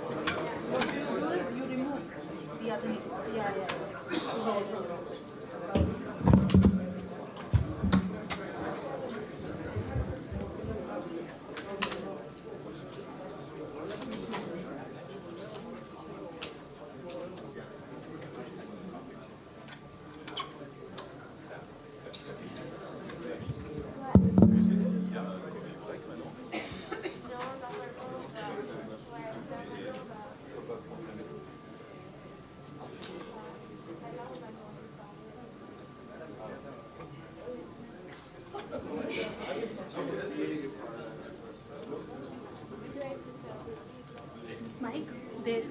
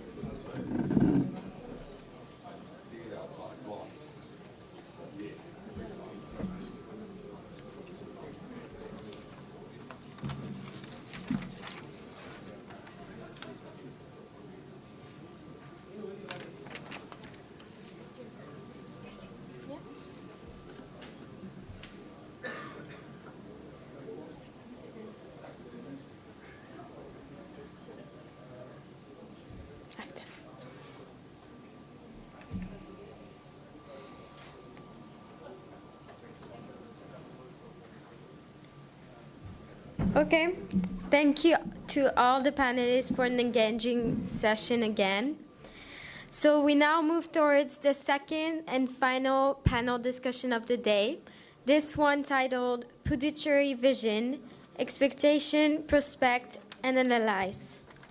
So the key objective here of the panel is to bring together heads from French companies from different sectors who do not have a presence in Puducherry, but present in other parts of India, and share insights on different topics such as growth, expectations, and requirements. So may we please welcome on stage the moderator for this session, Mr. Sanjay Mehta, partners Surana and Suran, along with our panelists, Mr. B. Sivakumar, CEO and Director, Citilium India Private Limited, Mr. Florent Strobel, Executive Director, Krylar Asia Pacific, Mr. Einsover Swaminathan, Managing Director, Glass Solution and Strategic Project, Saint-Gobain India Private Limited, Mr. Vinod Subra, Managing Director, Servo India, Mr. Eric Apod, Senior Vice President, Stellantis, R&D. Over to you, Mr. Mehta.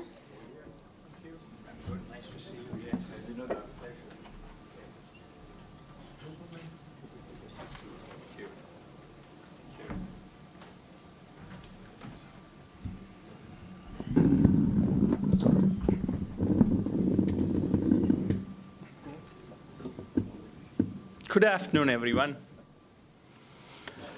I see we are losing people because a lot of seats are empty, but I understand. A couple of them have gone for a break, so yeah, as possible, similarly as the previous session. So no presentations. We will just talk and see what best we can get out. All of these are successful people who are running successful businesses in India. So I think there is a lot for us to gain. So, we'll make it as interactive as possible. Good afternoon, one and all. Good afternoon once again. I'm Sanjay Mehta. I'm part of Surana & Surana International Attorney.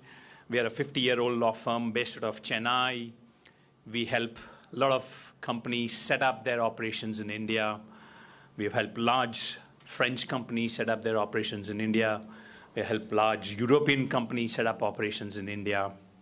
We started about 50 years ago as a typical law firm, and as the economy grew and as the economy opened up, we started doing a lot of other activities other than litigation. We started up business consulting, we started up consulting on intellectual property, we started consulting on labor law, because that's what most of the industries needed when they came into India. So that's how our journey has been. We are about 75 plus based out of Chennai, and we have an office in Delhi. We have an esteemed panel here, as I said. Most of them run very large companies. Few of them may be new in India, but they've really, really large organizations which run their operations in the world. And the main topic today is, Puducherry vision, expectations, prospect, and analysis. So my aim would be to ask some good pointed questions to them to see that, we gain from their experience of what they've done and how it's growing. Most of the sectors where the French investments have come in is predominantly service sector. Cement and gypsum is something which has attracted a lot of French investments. Air transport is another thing which has attracted French investments. And petroleum and natural gas is another thing which has attracted French investments. So keeping these things in mind, we've seen that, predominantly the manufacturing and innovative cities which have been attracting investments have predominantly been more from manufacturing and innovation. Let it be Bangalore, let it be Chennai, let it be the capital region. The thing which is driving investments or attracting is, the large markets, the innovative nature in which the governments of these cities have attracted investments. So we have to see what Pondicherry can do on a similar fashion. Okay. So let me quickly introduce the panel here. We have Mr. Shivakumar, CEO of Settlam India. We have Mr. Florent, Executive Director of Cryolor Asia Pacific. We have Mr. Eisenhower Swaminathan, Managing Director of Grass Solutions and Strategic Projects, Saint-Gobain. We have Mr. Vinod Subra, who technically has local connections, though he's very French. Don't go by his experience, by his looks, but yes, he's a French national. And then we have Eric, who's part of Stellantis, who's setting up their new manufacturing facility in India. So to give them some very brief introductions of each of this, Mr. Shiva is a graduate in electrical and electronic engineering and management. He has experience in the field of lighting and electricals for more than 38 years. His leadership role covers multinationals, large Indian companies, as well as startups in India and South Asia.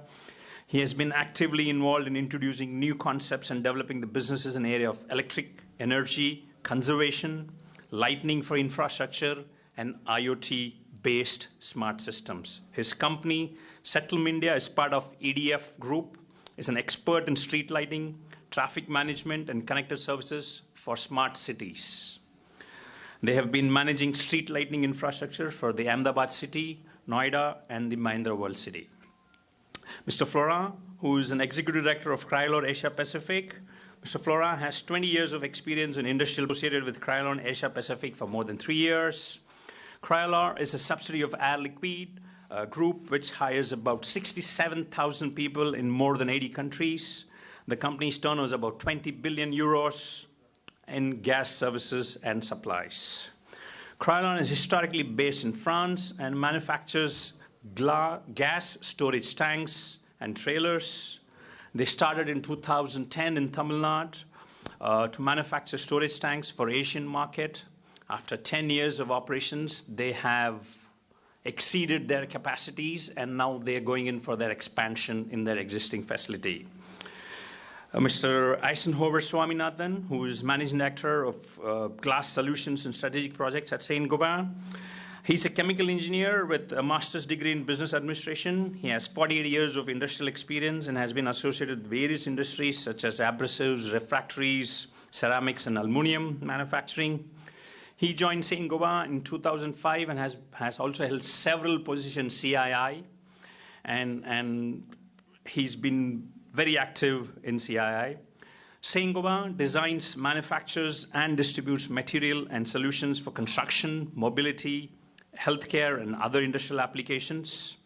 Saint-Gobain business in India manufactures a wide variety of flat glass products and solutions. It started our operations in 2000 with commissioning of its first float glass plant in Sriperumbudur, Tamil Nadu.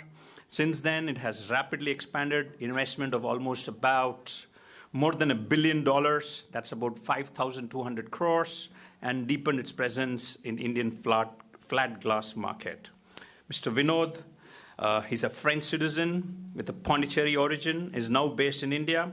Currently, he heads Serval, which is a high potential Indian agricultural market, focusing mainly on dairy sector. Serval is a French company with Indian subsidiary, and they operate in Dindigul. I do not know how many people know where Dindigul is. It's down south, deep, and that's where he's invested. I think that's one of the good things, because most of us do invest in large cities or in and around big cities, but this is a guy who started his business down south, deep, okay? Several specializes in manufacturing commercialization of innovative animal feed for young animals like calves, buffaloes, kid goats, and piglets. Last but not least, Eric. Eric has been working in the auto industry for more than 32 years.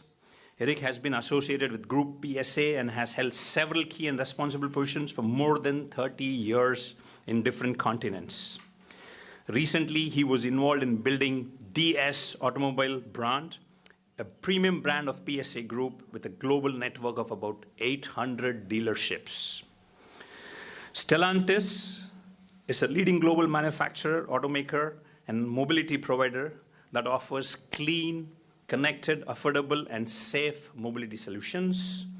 Currently, they are preparing for a global launch of their Citroën brand in India with complete ecosystem of powertrain, vehicle plant, and an R&D facility in India.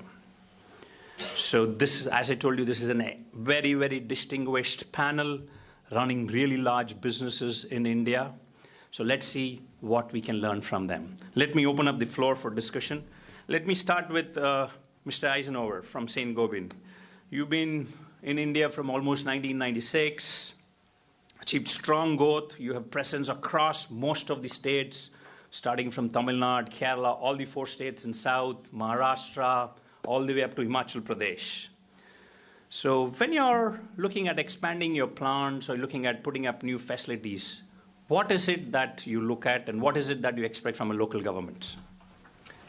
Mike, please. Yes. Thank you, Sanjay. So, good evening, everybody. Ladies and gentlemen, I think Sanjay spoke of Saint-Gobain, what Saint-Gobain does. Saint-Gobain is in the building materials industry. Okay, whenever we want to do a new plant, because expansion within the existing facility is something different, that is a brownfield. But when we want to go into a new territory,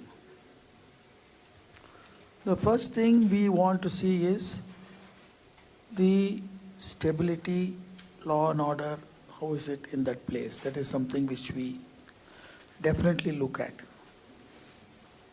Because it's important for us, because most of our industries are labor intensive.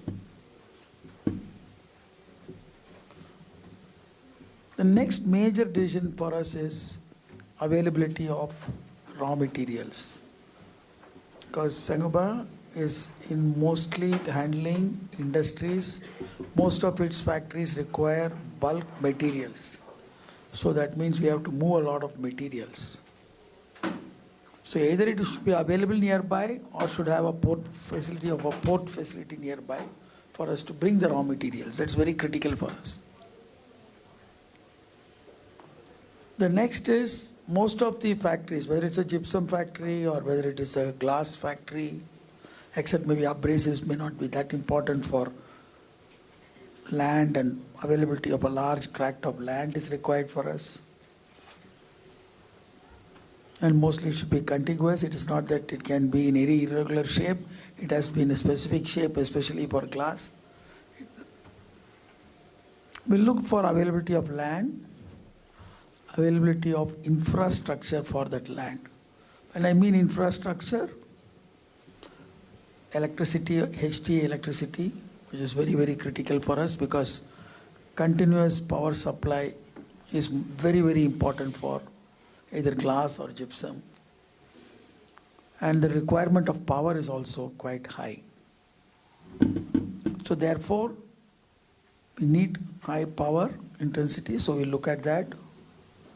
We need stable power, and also it cannot be that power is not available after 2 years or 3 years, we'll run into a bigger problem. So we normally ensure when we start a factory that we have an agreement with the government that power will not be disturbed. We do make alternate arrangements for temporarily to maintain the power. But all our factories are, whether it's gypsum or glass, has to run 24/7, 365 days. It's continuous. Even during the pandemic, we had to run. Okay, we were not selling anything, but we were wasting a lot of energy and power. The next important factor for us is energy. So we were earlier working only where we could get furnace oil, but Saint-Gobain has decided by 2050 we want to be carbon neutral. So we cannot work on a factory today think that 2050 carbon neutral we still got 25 years, because when we set up a factory today, the factory runs for the next 15, 16 years or 20 years. So therefore, we look at natural gas, because we don't want to go on only with oil. Water is another major issue for us, though we work on rainwater harvesting and try to reduce what we were consuming in 99. Today, after expanding 5 times, we are still consuming the same quantity in Chennai. To that extent, we are managing it. But we need water. Not that we don't need water, we do need water. We look at the availability of people, technically qualified people, and whether the facilities are available for those people to live comfortably. Because that is very, very important. Okay, so slowly things are changing in India. Even I think the previous panelist spoke of the facilities in Pondicherry, availability of people to stay. I know of what it was 20 years back and what it is there now. And we need a lot of support from the government. So all this we do keep it in mind before we start. So that is how we came to Tamil Nadu. When we came to Tamil Nadu first, the glass factory, when we set up, we had a lot of thoughts, because glass is also heavy. We also cannot transport it all over the world, because it's not that it is, the transport cost will kill us after that. So the market, so therefore market is also important. We do export, maybe, but you can export the value-added portion of the glass, but not the normal clear glass or tinted glass cannot be exported just like that. Logistics, therefore, is important for us, because bulk materials are coming in and bulk material are going out. So it has to be a logistics hub. It cannot be some place where there are no, because if, for example, I know in some states, we have a lot of incoming traffic but no outgoing traffic. So the rates will be, for incoming traffic, the logistic rates will be very, very high then. So it should be in a place where you have both in and out, and you will be able to average out your logistics cost. So these are some of the things we look at. So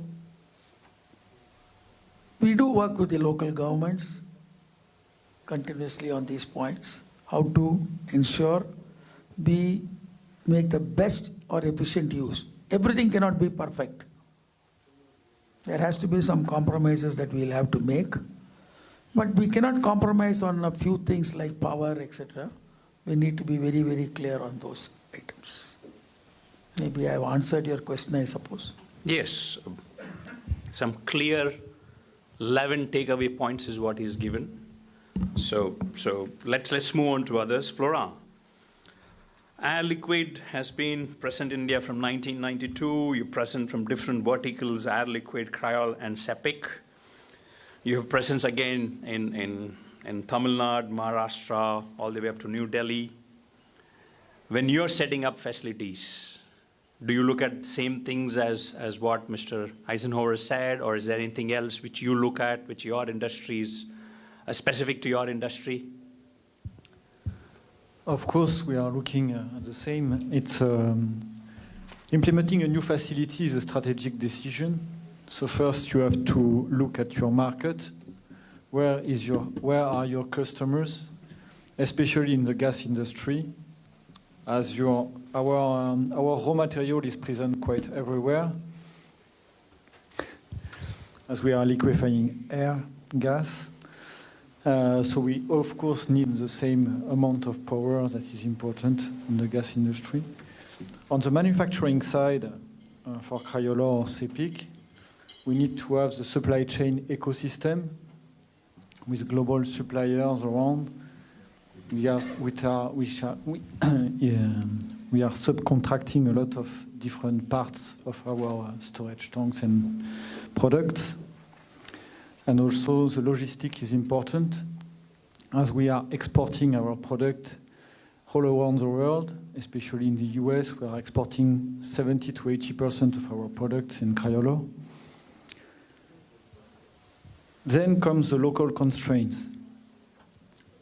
So when you are expanding your plant or when you are building a new facility, you have to get all the authorizations, you have to be compliant with the local rules and regulations, of course.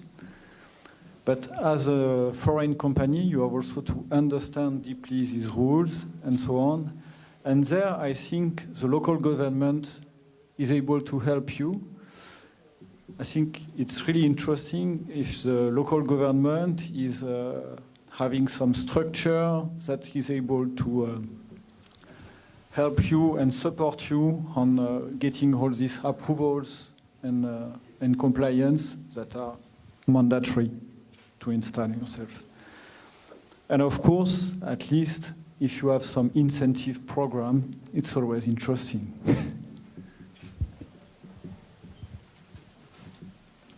Okay, great, thanks. So from what Mr. Eisenhower said, most of the things are applicable to you also, but for you, being nearer to your customer is more important rather than raw material, and most of the things are there. You came up with tax incentive as something new, incentive from the government, so that's something good. Let's move on. Mr. Shiva, your company, Sitlam, has been present in India from 2011. You've been working with many government agencies, including local corporations, in managing their electrical infrastructure and other smart systems in smart cities. Again, same question to you. What kind of support do you look from local government, because you're actually working with the local government? Thank you, and good afternoon, ladies and gentlemen. Well, we are not into manufacturing per se, but then we do provide the infrastructure, the electrical infrastructure, and the smart city infrastructure that goes into making a city attractive enough for my colleagues who are into manufacturing to look at a city. So obviously, managing the infrastructure of a city involves a lot of public interfacing and government interfacing. And to be quite successful in that, one of the very important things is that there is, of course, the issue of finance, which means that the government must be quite regular in supporting you on the cash flow, etc. And there is always, in every city or country across the world, is always budgetary constraints. So you need to provide services to the citizen, but then it also needs that these services are funded, and the agencies which are executing it are also able to continue providing the operational efficiency. The second important thing, of course, comes in terms of, a support on public consumer acceptance. We have been working, of course, in installing smart metering, IoT-based smart metering in the state of Bihar as a part of our group company EDF. So EDF is one of the largest companies in the world which is involved in complete electrical, you can say right from generation, transmission, distribution, and all the services which go along with it. So the thing is that when you look at things like a smart metering, which is IoT based, it definitely means they're bringing in a new concept into the country. It is the mission of the government to have the entire country with smart metering digitalized in a very clear time frame. And therefore, again, consumer acceptance of this is an extremely critical aspect in being able to do it successfully. So these are the areas where I would say to start with, where a government intervention and the government support is on the ground so that there can be both a continuity in the services and operations and also in terms of, let's say, selling to the consumer the benefits he's going to get by terms of new technology. So these are two critical interventions because anything which deals with the person on the street, with the householders, it definitely involves a direct interaction by the government itself. So I would like to focus that these are two specific areas, finance and also the government support on terms of the new concepts which they want to roll out. These are common expectations irrespective of which part of the country that we are working in. Thank you. Thanks, Mr. Jiwa. So takeaways is that if you're working with the government, one is that has to be an acceptance, that has to be a kind of an education by the government to the public that, you're getting better services, you may have to pay for it, it's not going to come free for you, and then the ultimate acceptance by the local public. Okay, let's move on. Both Eric and Vinod, you are relatively setting up your operations in India relatively new when compared to them because they are large and they've already been there. So, do you think you're facing any new challenges or you're facing anything different from what they've told? Or is this something in your industry which is different? Actually, my industry is really different from them. I'm in the agriculture sector. So actually, I manufacture products based on agri-commodities. And as you know, they are highly perishable products. So when I set up a company, when I set up the factory, I have to look for the sourcing of the agri-commodities. I use milk, I use maize, I use wheat. So I have to make sure that when I set up the company, I can find those raw materials nearby. So the sourcing of the raw materials is very important, and how to collect them and bring them to the factory is very important. So first thing that I look for when I set up when we set up the factory in India was the accessibility of those raw materials, and we had the opportunity to work with a local company based in Dindigul. The reason why we are in Dindigul is that because we found our joint venture partner based in Dindigul, and he is also our supplier. So he's getting the milk from the market, he's drying the milk, and he's supplying the milk to us. So we managed in that way to control the supply of our raw materials. So finding the right partner in terms of raw material supplies is very important. Also, we manufacture quality products, and we want to deliver those products on time to, for example, Punjab. So they all mentioned that access to road, highways are very important. And also, in terms of quality control, we look forward to work with governments to get some special raw materials, for example, pesticide-free raw materials. And in India, this is a big issue. Most of the raw materials, agri-commodities, contain a lot of pesticides. For example, if you go even to any market, all the fruits and vegetables will contain pesticides. So this is a big issue, so we had to work on that with the governments. So only if the government put any initiatives, then we can reduce the level of pesticide and have quality products that we can sell in India, but also export. Because all the export markets are highly regulated, so we have to get the support of the governments to produce products that can be exported to regulated markets. So this is a big challenge. In my industry at the moment, it's a big challenge. And as you know, there's a war in Ukraine, and this is impacting all over the world, and especially at the moment I have a fluctuation in the prices that never seen before.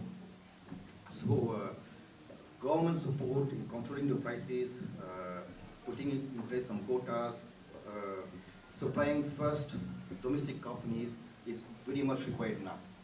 So this is also one challenge, something that we are facing right now, and India also is facing this at the moment. We have prices that are skyrocketing at the moment. For example, 2 weeks ago there was a farmers' protest in Punjab. Some farmers were not protesting because they were not able to sell their commodities.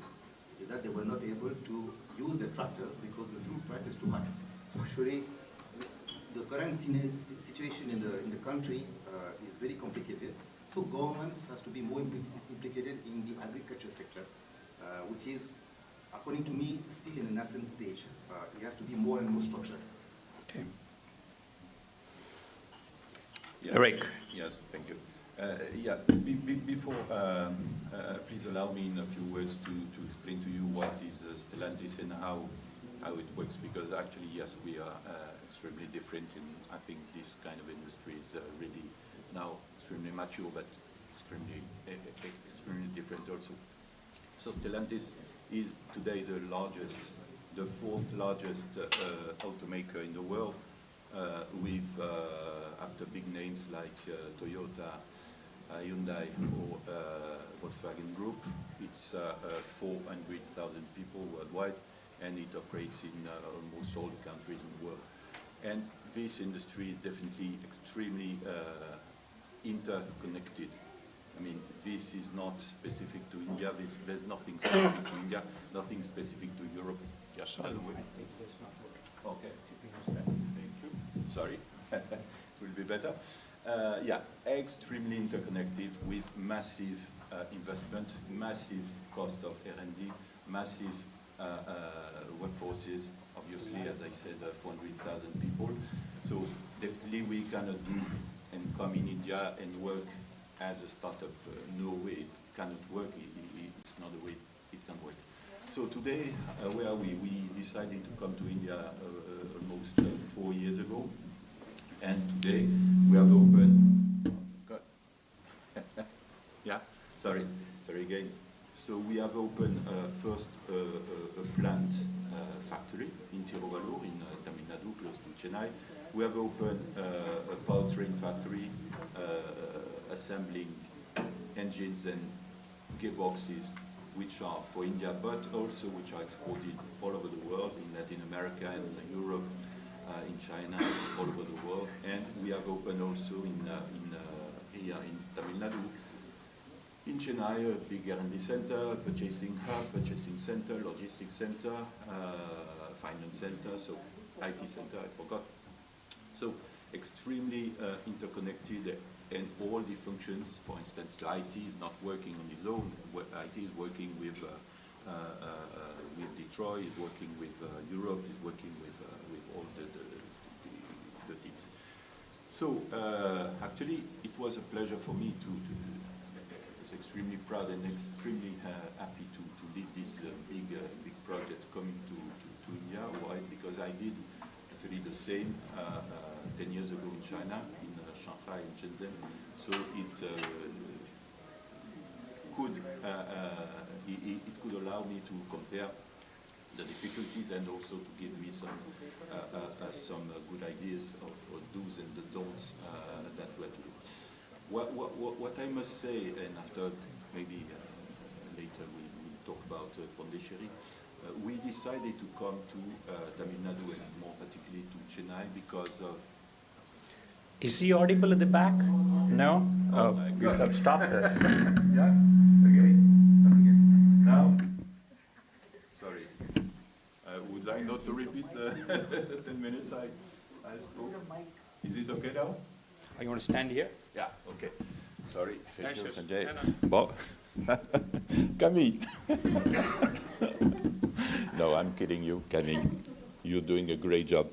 No, so where I was, yeah, we decided So allow me not to repeat from the beginning everything, but yeah, we decided to come to Chennai. Okay?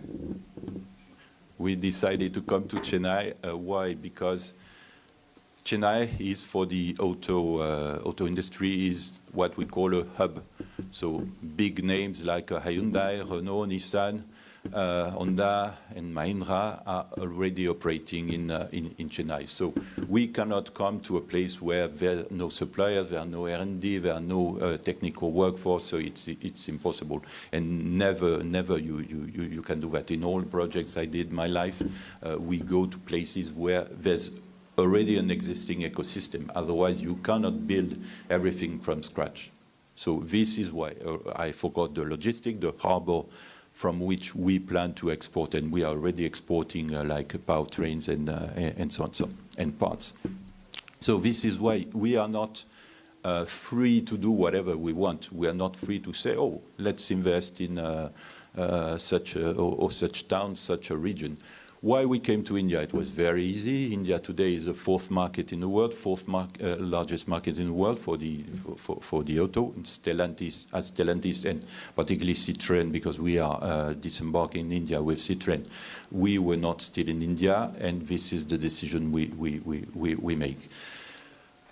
Obviously, what is very important, apart from this existing ecosystem, what is very important for us is, the proximity with the local governments, local officials, is a proximity also not to the market, but the proximity with the infrastructure, right? If you want to set up a plant somewhere, you need to have the road access, you need to have the power, obviously, you need to have everything available. It's unthinkable to go in the middle of a desert and say, let's operate.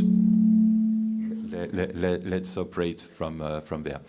So it's extremely challenging, extremely very, very long journey to settle from scratch a complete ecosystem and a complete, not only a plant, but a complete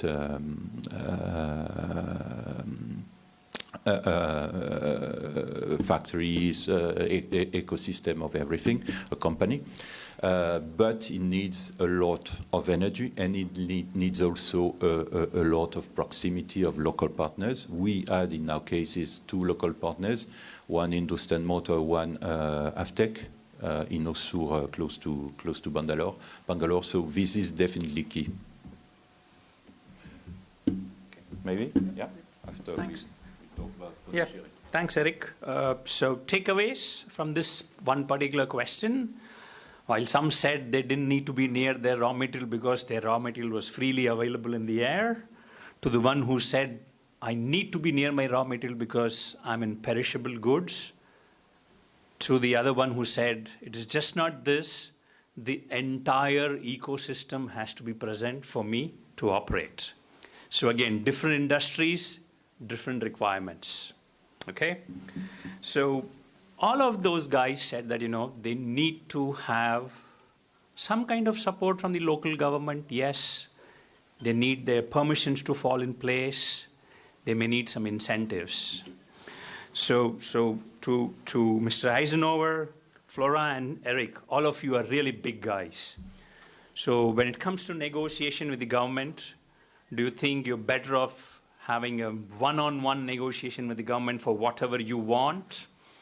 Or you're happy getting a standardized package which is there by some governments that, if we invest this much, you will get this much. You invest this much and you provide this much employment, you will get this much. So any takeaways? We start off with Mr. Eisenhower.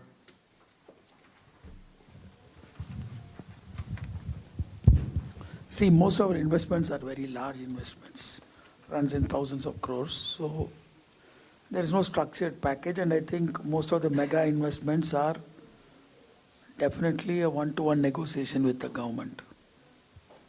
Everything is not money.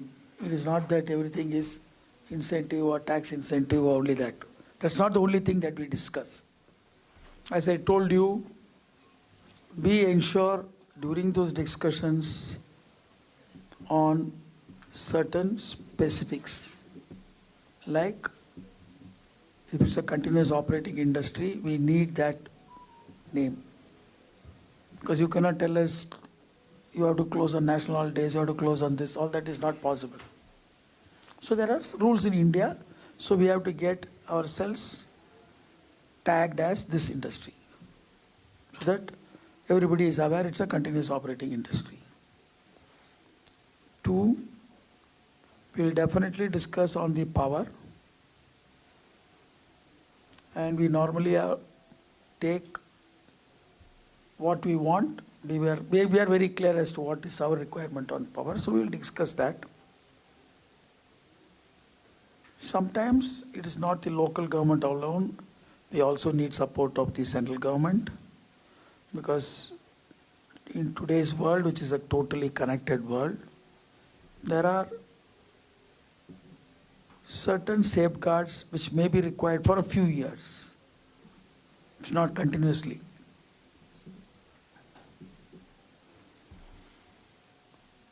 We'll definitely require land. I think since we require large tracts of land, land cost is definitely a very important part of the discussions.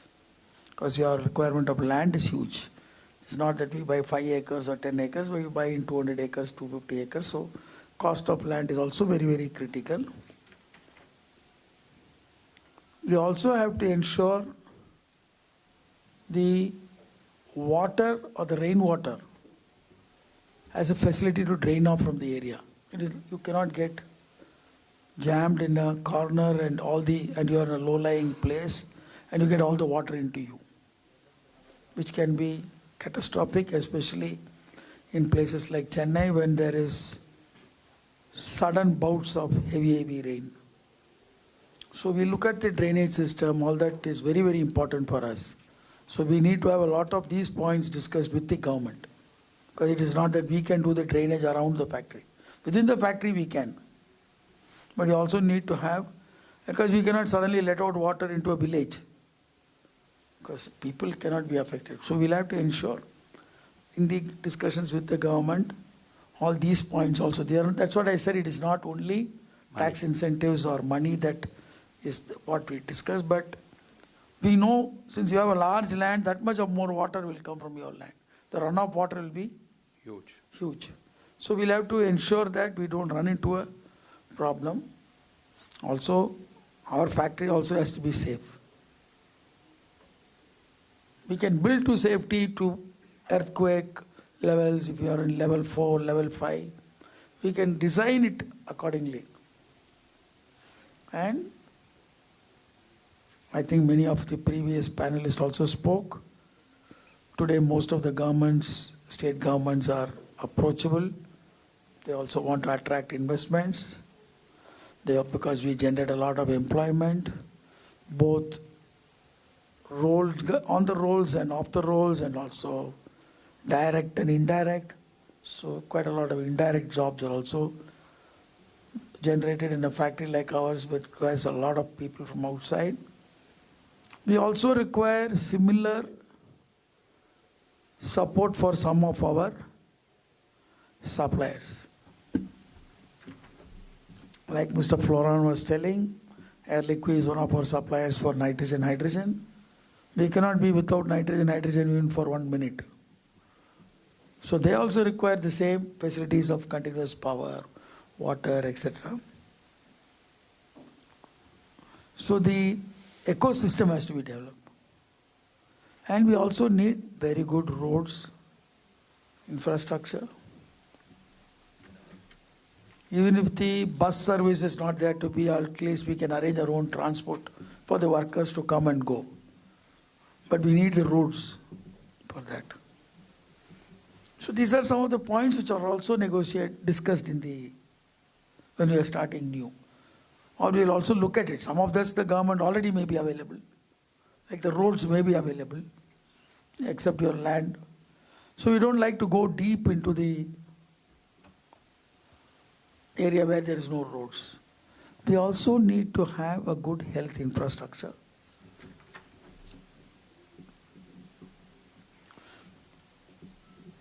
And The basic reason is, in the eventuality of an unfortunate accident or whatever it is, we should have people is most critical for Saint-Gobain. People is the number one priority and not profit for us. So that also is there.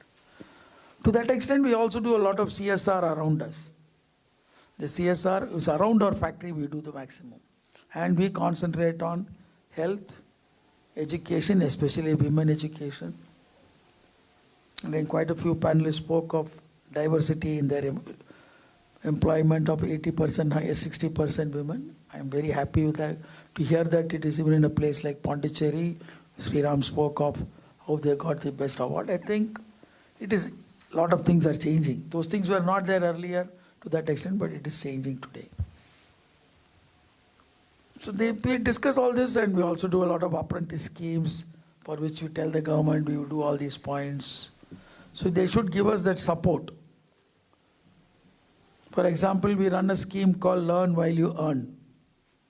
We take 12th standard dropouts, and we train them in the factory for 4 years, during which they get a stipend. And at the end of 4 years, we get them employment. But the training is not given by us. We do it along with NTTF, which is a major, technical school in India.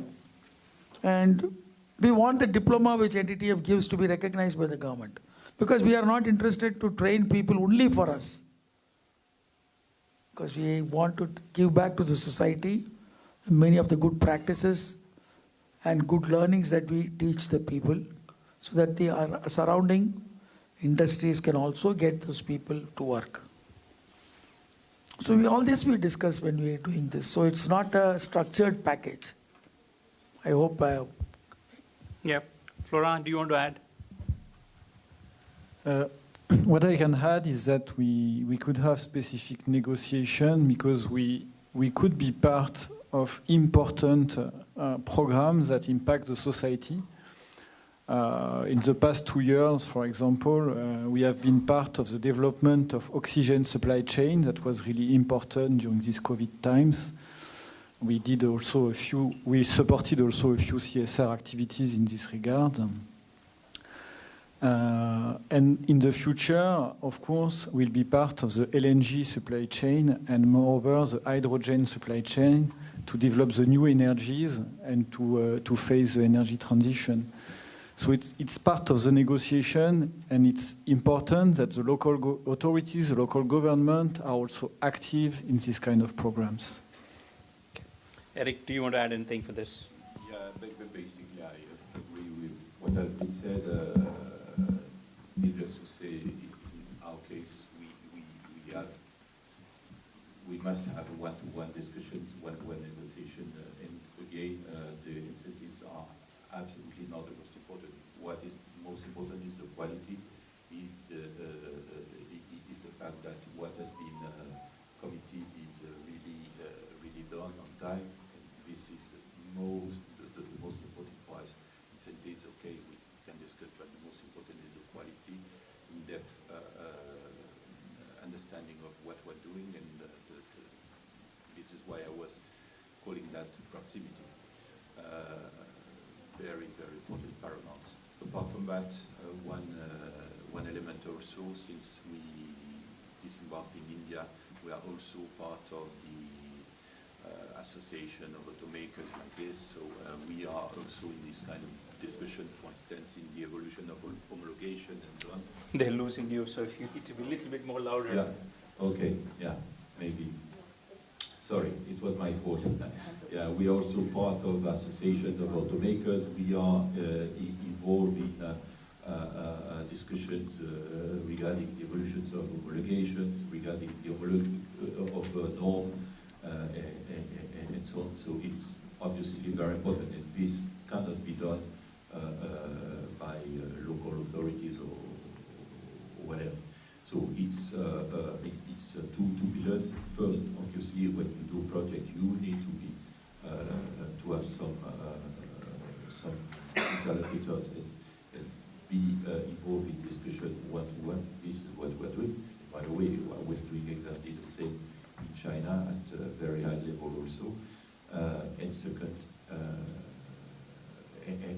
be also involved in what I would call the ecosystem existing in our industry for homologation, for norms, and so on and so forth. Okay, so different perspective. Larger guys would like to negotiate. It is just not money. It is a lot of other things which they negotiate. Okay, so for smaller guys, who you can negotiate directly with the government. Do you have any say on that? Actually, more than incentive, we look to save time. Actually, in my case, because we set up a company during the COVID time. So we were running out with the budget. We had limited people because when we set up the company in Delnegoro was in red. So it was a very complicated situation. So incentive is fine, but we wanted to save time. And we were surprised that we managed to save a lot of time thanks to something called single window portal. It's done by the state government, the Tamil Nadu government. We did everything online. That means getting all the approvals, all the certificates, what are the different steps, what are the different people to see, and everything was on this portal. So for people who were not present on site, and for French people, for example, telling the French people that we need a village panchayat certification, they don't know what it is. So actually, there were some explanations. There were the people whom you need to talk to get the right information and the right certificate. So this saved us a lot of time. So for me, the time saving is very important, and this can be done through online or can be done through people that we can meet or can visit. Something like guide us, something that can guide us in setting up a factory. Okay, interesting. Couple of takeaways from this whole discussion is, yes, we do talk. One of them said we need, large parts of land. It's just not 5-10 acres. We're looking at 300, 400 acres. It needs to be contiguous, and it needs to be in a particular shape. That's what he said. So when I was, helping another large company to come into India, one of the requirements they were asking was, can you get us land free from the government? So let me put this question to you. So if free land is given, would you go to that particular state or that place when there's nothing else there? Just free land they give you, and then you have to develop your entire ecosystem.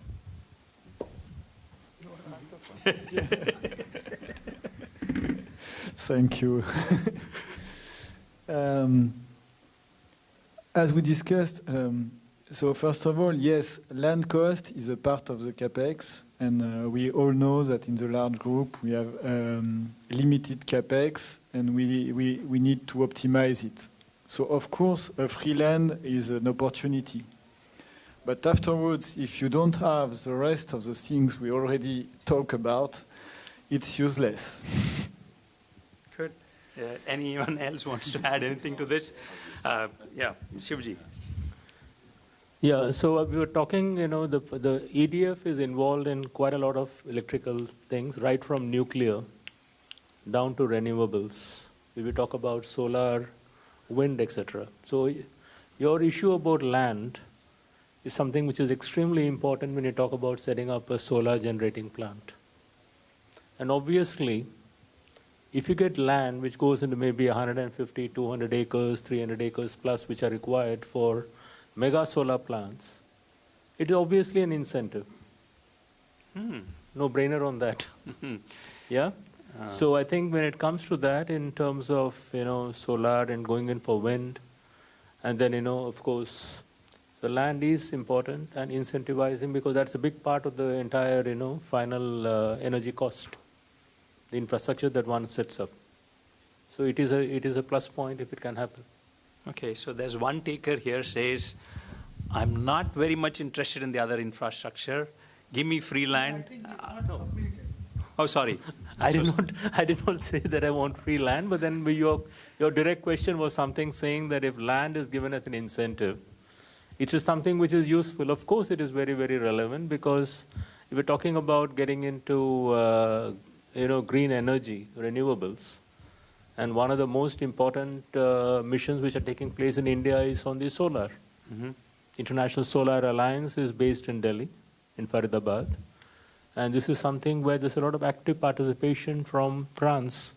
In fact, it is almost a joint, Indo-French venture, the setting up of this International Solar Alliance. So we're talking about harnessing, which is something plentifully available in India. So land, availability of land, contiguous land is definitely something which is the primary consideration when it comes to setting up a solar plant. And anything which the government does to sort of, support that is something which definitely will help in keeping costs under control, right? And land is the most contested issue in India. Yes. Thank you. Okay. I just want to answer a little bit differently. What was the situation in India, say maybe 100 years back or 120 years back? Only land was there. There was no infrastructure.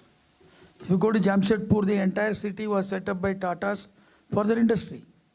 It is not that it is impossible.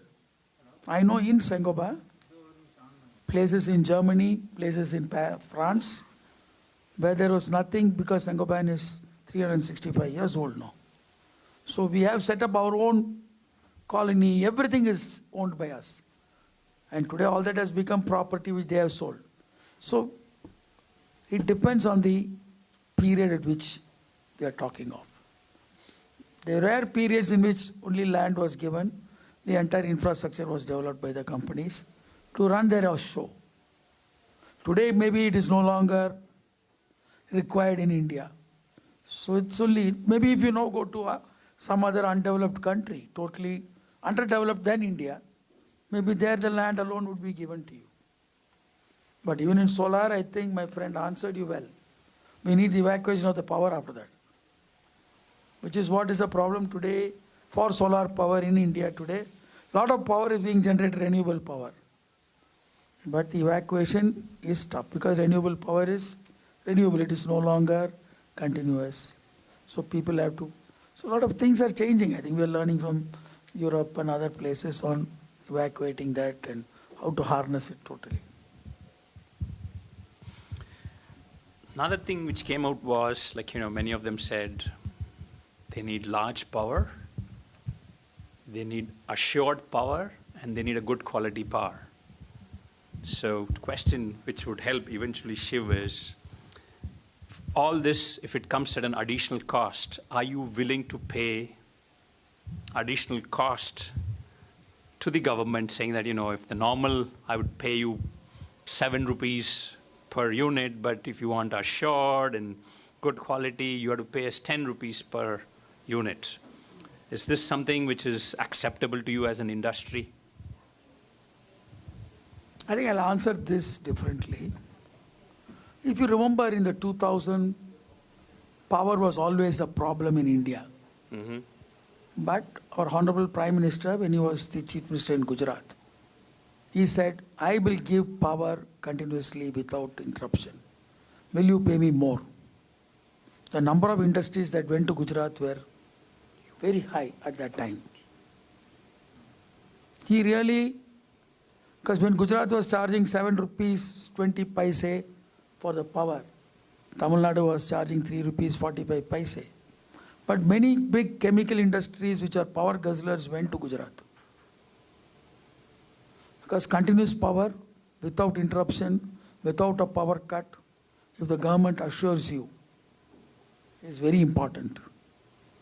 I can tell you in my experience, when I started way back in 74, I was working for a company called FACT in Kerala. It was located in Udyoga Mandal. There was an agreement with the government of Kerala. If the voltage dips, because the voltage dip would cause the fertilizer factory to stop and restart, and they have to waste a lot of naphtha and things like that. So we would waste, say, those days it was 20,000 rupees in 70s. The government will have to repay that loss. Today, I don't think any government will sign an agreement like that with. But that day, nobody was there. Nobody was coming to Kerala. Nobody was. But they had so much of hydroelectric power. But they were selling at 20 paise, 5 to 15 paise. But the voltage problem can come. The government had to do an infrastructure. I think today morning also, people were talking today how the infrastructure in Pondicherry is struggling because with a small rain, the power is going off. So that is basically the infrastructure. Do you want to add in? Actually, for my industry, but also for other industry, providing energy, providing power is the basic. Actually, every government should provide that. Actually, there's no need to pay more or less or do some. In Europe or in France, actually, this has to be a basic. It has to be basic, and it should, I think, be the basic requirement here. Any government is responsible for that. So they have to ensure that the power will be there. The more requirement, no problem. We will be able to provide you more. So actually, I believe this is the basic. Otherwise, you set up your factory in an area, and knowing the fact that you have problem with power, that's not something that can last. Actually, you will struggle. So when you set up a factory, you have to make sure that all the bases are there: water, electricity, power, everything has to be there. And this is going to be, and I think many people will also agree on that. It's the responsibility of the government. Yeah, I understand that, but the point which I was trying to make was, yes, we are a developing country. Yes, not everything is going to be perfect. Yes, we'll give you power, but, sometimes the quality could be bad. It could fluctuate. We may have other reasons, whatever it is. So if you want assured power, if you want that quality power, please pay more, not the regular rates. I don't think it is correct to say pay more. Huh? The question is, why should I pay for inefficiency of the government, of the electricity board? See, the question is today, we are able to manage power cost at 20 to 30% lower than what the electricity board is selling. Because power forms 20% of my cost. Why should I lose? Today, private industries are generating power and they're able to supply. But the rules and regulations of the government to compensate some of the inefficiencies of the boards, they charge billing charge, transmission charge, distribution charge, all sorts of head on you for them to supply free power to others. I think we did a lot of work from CIA, I know, where we said we will take up one district and we will study the electricity of the farmers there.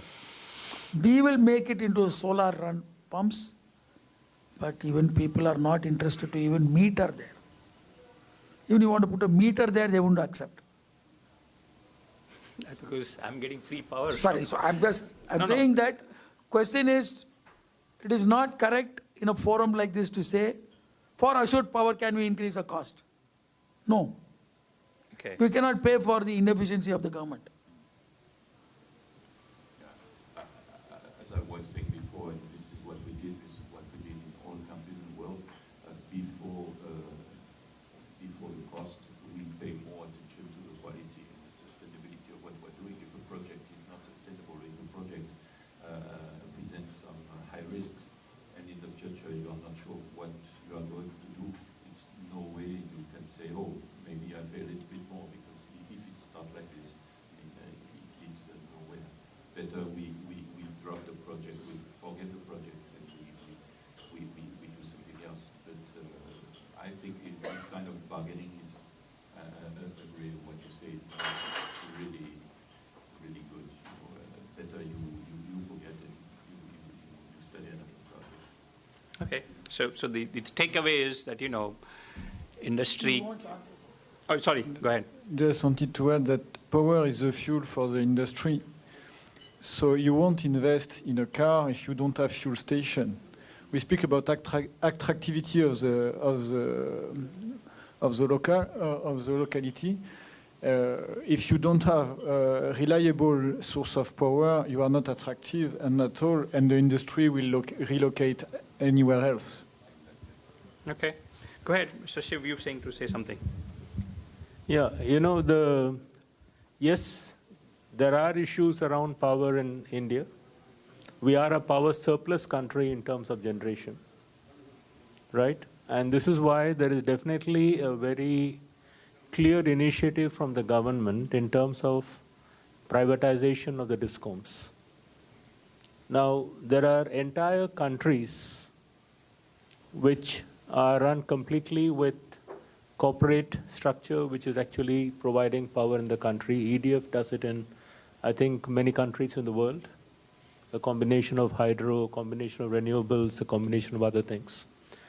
And I think many of these electric companies, many of the companies in India, NTPCs and others, are willing to invest into running a discom in a far more efficient way. And this actually becomes an interlinked question where, with the equal involvement and interest of the government, which many of the government proposals are right now, of course, on the table, either at the center or their own, what you can say, bureaucracy and others. So there is a definite move forward in terms of discom privatization. You have many cities where the power, if you come to a place like Ahmedabad or in Mumbai, right? In these places, nobody knows anything about a power cut. So these are all cities in many cases which have been run very effectively by companies which are specialized in this. And this is now getting replicated at a state level. So this becomes interlinked with many other things like, we talk about smart metering. Bihar is an area which is, again, it's a challenge in many cases, but at the same time, it is a state which has taken a decision to go in completely for smart metering. It's a paradigm shift from, analog thing to getting into a prepaid meter, right, where you control through the net. So there are a lot of initiatives going on, and these initiatives are being worked in discussion with the industry. There is also a request for the industry to invest into, providing the power. And in such cases, it becomes something like a PPP model, which allows you to provide the type of a stable power which is required. Because today, the maximum cost of power is charged to the commercial, to the industrial sectors. And in general, the industry is always where the cost of running a DG set and keeping the continuous process going on, or paying better and getting reliable power supply. So these are the things which are discussed. And I think that you will find, I think with many progressive state governments, they would be quite interested in getting along this path. So Pondicherry has again an extremely, let's say, strong potential with the type of demand which is coming in. And it's a city-state. There is no reason why it cannot be a very prosperous island like what you have something in Singapore and other places, but having an extremely modern infrastructure. And definitely, there are many companies, international companies, and a lot of other French companies which would be very interested in getting into this area of improving it. And this, of course, brings you on to the area of also transition, the energy transition, where we talked about natural gas. This is Swaminathan about 50 years, 30 years onwards. You talk about green hydrogen, which is nothing but hydrogen generated through renewables, solar and any other sources, right? That sets up to power the industry. So these are all contiguous things which, has a strong potential, and in a state which has got a very compact thing, it is quite easy to come out with such extremely contemporary initiatives, which really, can assure the best type of services to citizens, starting with the most fundamental being continuous electric supply. Thank you. Great, thank you. I think in the interest of time, maybe I'll stop asking questions now and open up to the floor to see if anyone in the floor wants to ask any questions. As I told you, these are very experienced people running their businesses, so you should take advantage by asking them questions. Yep. It's on there.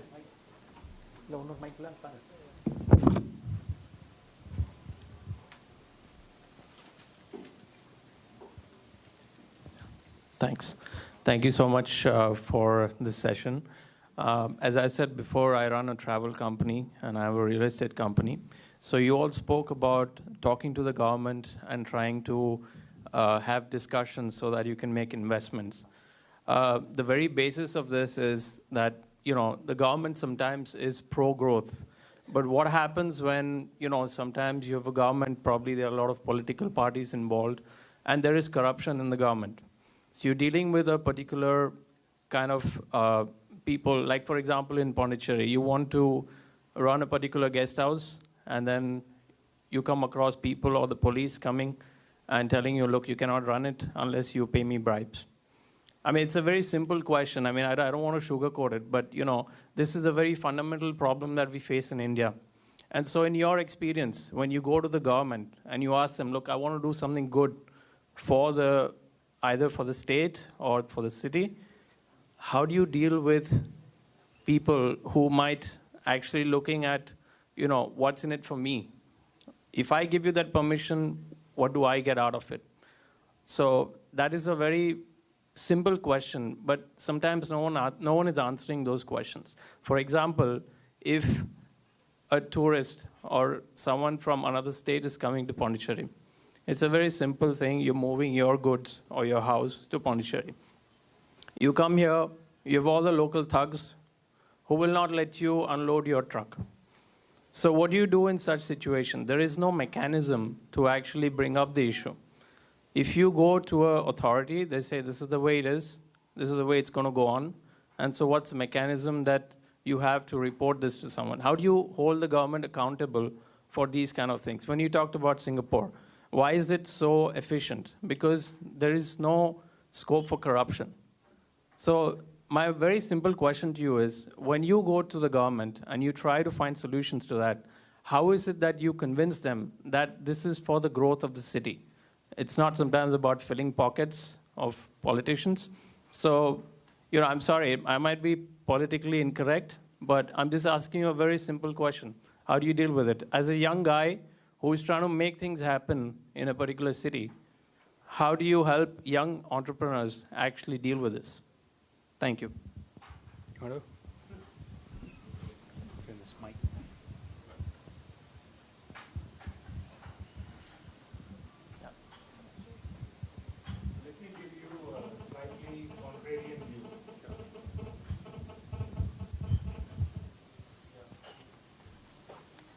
There is a lot of interaction.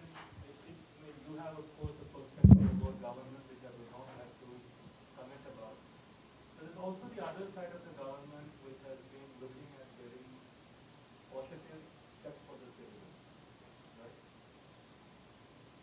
Let me take a simple thing like lighting. Now you know that the easiest form of security is to say that you have a good lighting on the streets. So it means investing into some new energy-saving technology, getting the LEDs, making them really smart if required somewhere or not. Am I audible?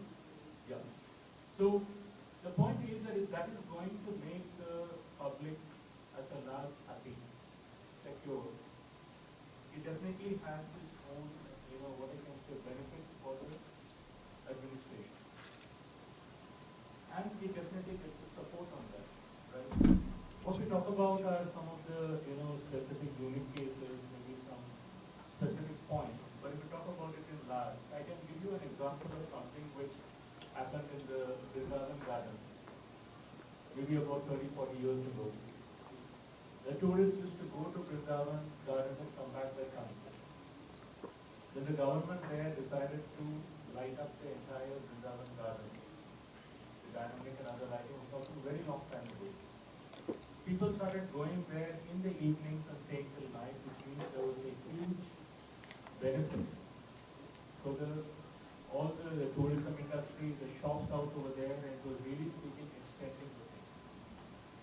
we talk about a simple such public service like lighting, in say Pondicherry, obviously will bring people out in the streets for a much longer time. You have a lot of things which you can, light up properly. Now, if this brings it, along with safety, also a certain amount of, tourist inflow, more amount of, spending on in the city, in the streets, in the shops. You're taking care of two, what you can say, stakeholders in the thing. One is the citizens of the city, and at the same time, the citizens being happy are also something which I don't think any politician or administration will not welcome them.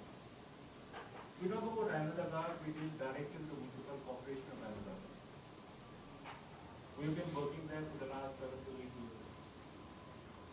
Today, the public, as the standards have gone up so high, that they will not accept even if one light doesn't burn outside on the street for more than about 24 hours. So this is something where the public is responding to an initiative and improvement which is taking place in the civil services. And I think anything which makes the citizens feel that there is a benefit coming in terms of either roads or tourism, etc., anything will not be something which is unwelcome to the ruling, the administration at large. So I would like to take it more on that platform. But I think when there is a good initiative coming in and there is something being done, and it benefits the public, it definitely means that it will save you. Maybe there will be a small amount of hiccups in the beginning, but then ultimately definitely benefits everybody. So I would like to give an answer in that way to your specific question. I mean, otherwise we have enough cases to discuss before the day is over. Right? Thank you. I just want to give two kind of answer. First of all, in reality, we have principles that are fundamental. We are not taking any bribes to anyone, even through any consultant. And I think it's an important responsibility for large groups to have this sort of exemplarity. Sometimes, to get an approval or to get an NOC, it takes a lot of time. But I accept it. As a managing director, I accept it. I always tell my manager, okay, it will take time. But we will manage it. This is first. Second, I think some governments are taking some right initiatives to improve the system. Vinod was speaking about the single window portal in Tamil Nadu, and I personally assisted to a meeting 3 weeks ago in Shingalpat, where all the different authorities were there, fire department, health department, discipline, dish, and all small entities were begging for authorization to establish a plant or even small facility. They were all there. And all authorities were there. There was no possibility to ask for bribe or something, and it was all the authorization were progressing well. And I think this kind of initiatives we have to ask to our local authorities so that it will progress, and I'm sure situation will improve in India. And the fact is that any multinational, none of us can pay for that. Or you may even get arrested when I land in Paris for a meeting. Because we are signing documents that we will not do it. But coming to the basic question, in India, many times it's because people take shortcuts. And for covering up the shortcut is where the right is. I think many of the multinationals I know of, when they set a factory, if the emission norm is X, they install the equipment that will ensure emission is always 0.75X. That additional cost they bear right at the beginning. And it is a law that if anybody exceeds any limits, the person in charge of that ship has to answer and be liable for action. So I think it is right from the top which you set an example on that. I understand understand that I can say it easily when you're running a big multinational, but when it is coming to smaller companies, there can be issues. But I think things are improving, like the single window portal, many things. Governments are bringing in more and more contactless basis. But as more education increases and awareness increases, I am confident that in India also we will take it. I can tell you a small example. Today you take a dog for a walk. Any city in foreign who cannot allow the dog to poop without correcting the poop. And today in Chennai, in many of the gated communities, that is the rule. Nobody can take a dog for a walk within the gated community and allow it. So things are changing. 5 years back, if you told this, they would have come and kicked you. Today, in any gated community, it is the rule. So things are changing. Telephones. Earlier, only BSNL was there. They are privatized. Today, are you paying a price to the telephones? So things will change. So I think, as an Indian, I am confident that things will. Yeah, that's one question there. Yeah, please go ahead. I think when you talked about the various things that are required for setting up a factory and some of the discussion which you had with the government, was there a discussion where some amount of help in the financing was available, either facilitated by the government or at least assured by government but facilitated through the bank? Any such discussions happen?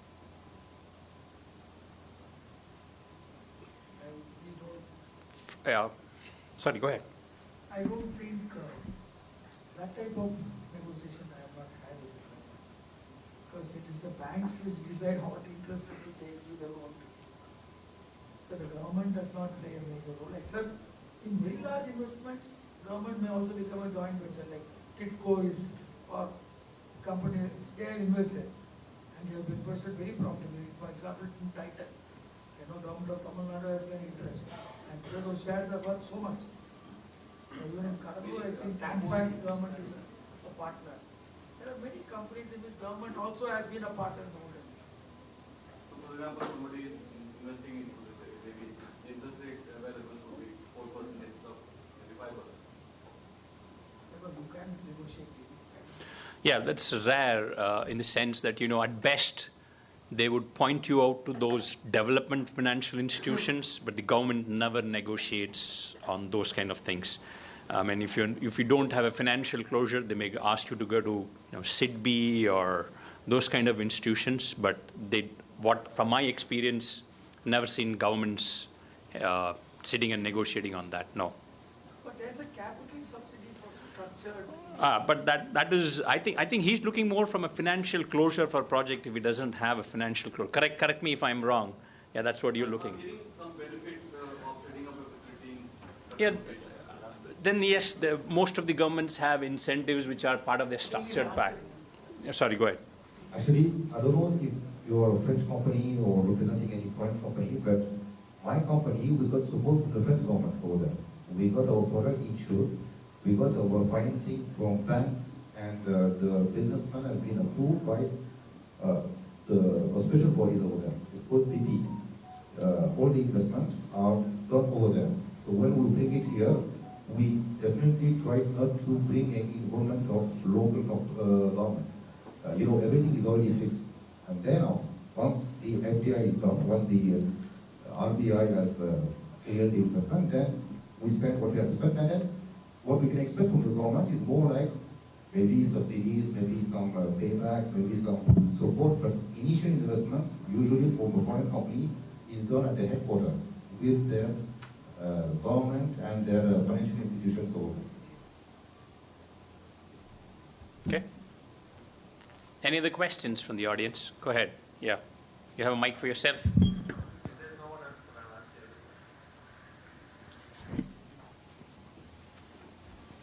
Yeah, my other question was, as you're a lawyer, the Indian judiciary system.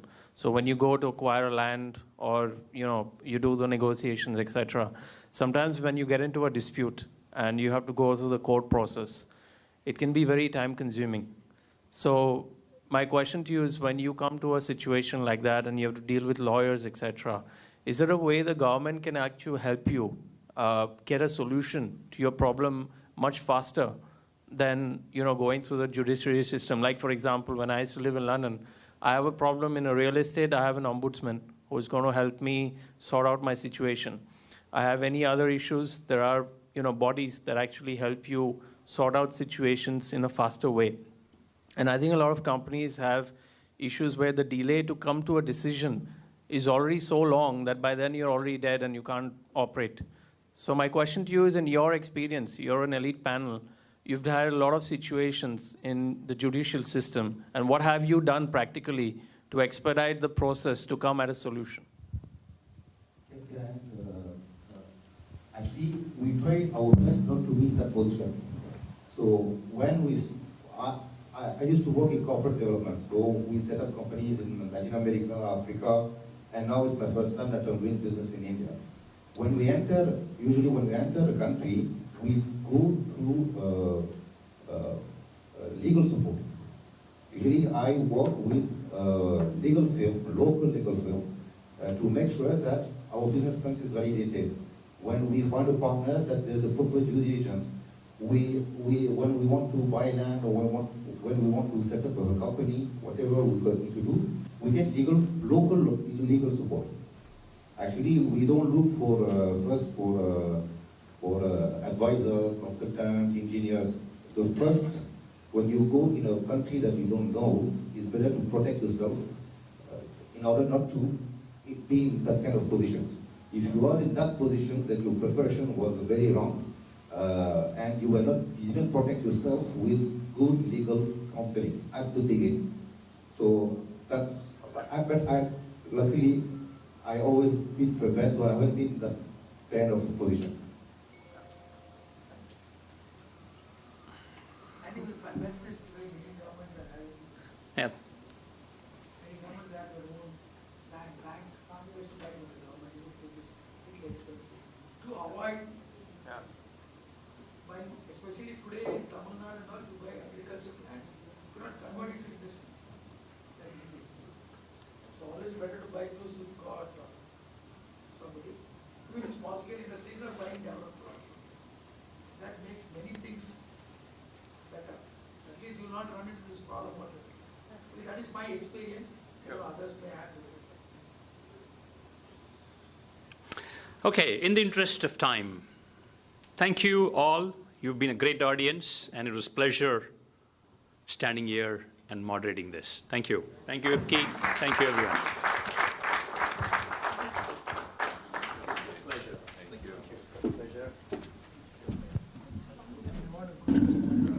Can I request you all to stay for a quick group photo on stage?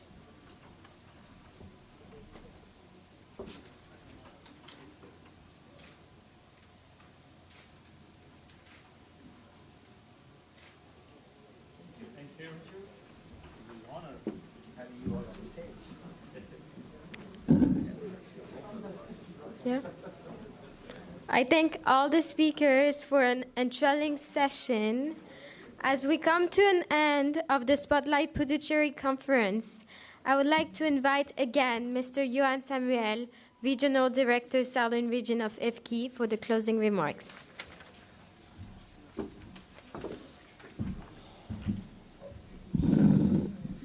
Thank you, Camille. Wow, a lot of people left. No, but really, thank you so much to everyone for attending this event. It was an important event for us at IFCI. To be honest, when we started thinking about organizing this event a few months ago, we were a little, worried and maybe a little skeptical. We were unsure about the amount of people that we were going to be able to pull.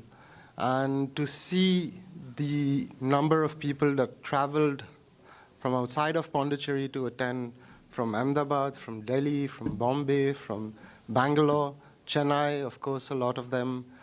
It was very encouraging for us. And it sort of justified and reassures us that we can do more here in Pondi, along with the support of our, the local ecosystem here, whether it is CII, whether it is the French consulate, whether it is the government. So this is something that I really take from this event. Secondly, and sort of most importantly, I want to thank the entire IFKI team. A massive round of applause for Bhuvana, who worked tirelessly for the last few months, remotely that too, in organizing this event. Great job to Kami for emceeing the event today. Thank you, Bhumika, for assisting us. I want to say a special thank you, and although I can't see them in the room, they must be outside, but our two French foreign trade advisors, Vivian Massot and Damien Berville, who's helped us quite a lot since the beginning. I know he said don't mention me, but I'm still going to do it. I'm going to mention Mr. Nagaraj here from EQ World. Thank you so much for your help since the beginning. One more thing, talking about the team, special announcement to make as well. So at IFKI Chennai, we're going to announce, and I'm happy to announce it here for the first time, a new vice president. So it's going to be Monsieur Xavier Lacroix, the CFO of Renault in India, who will be our vice president for the Chennai chapter and subsequently for Pondicherry as well. And yeah, so again, thank you so much to all of our partners, CII, the government of Pondicherry, the French consulate in Pondicherry, our partners and sponsors as well, Yes Bank and Surana, Mr. Mehta, thank you so much for moderating and navigating through this last session expertly. Thank you again. I hope we'll see you all this evening at the cocktail. Thank you.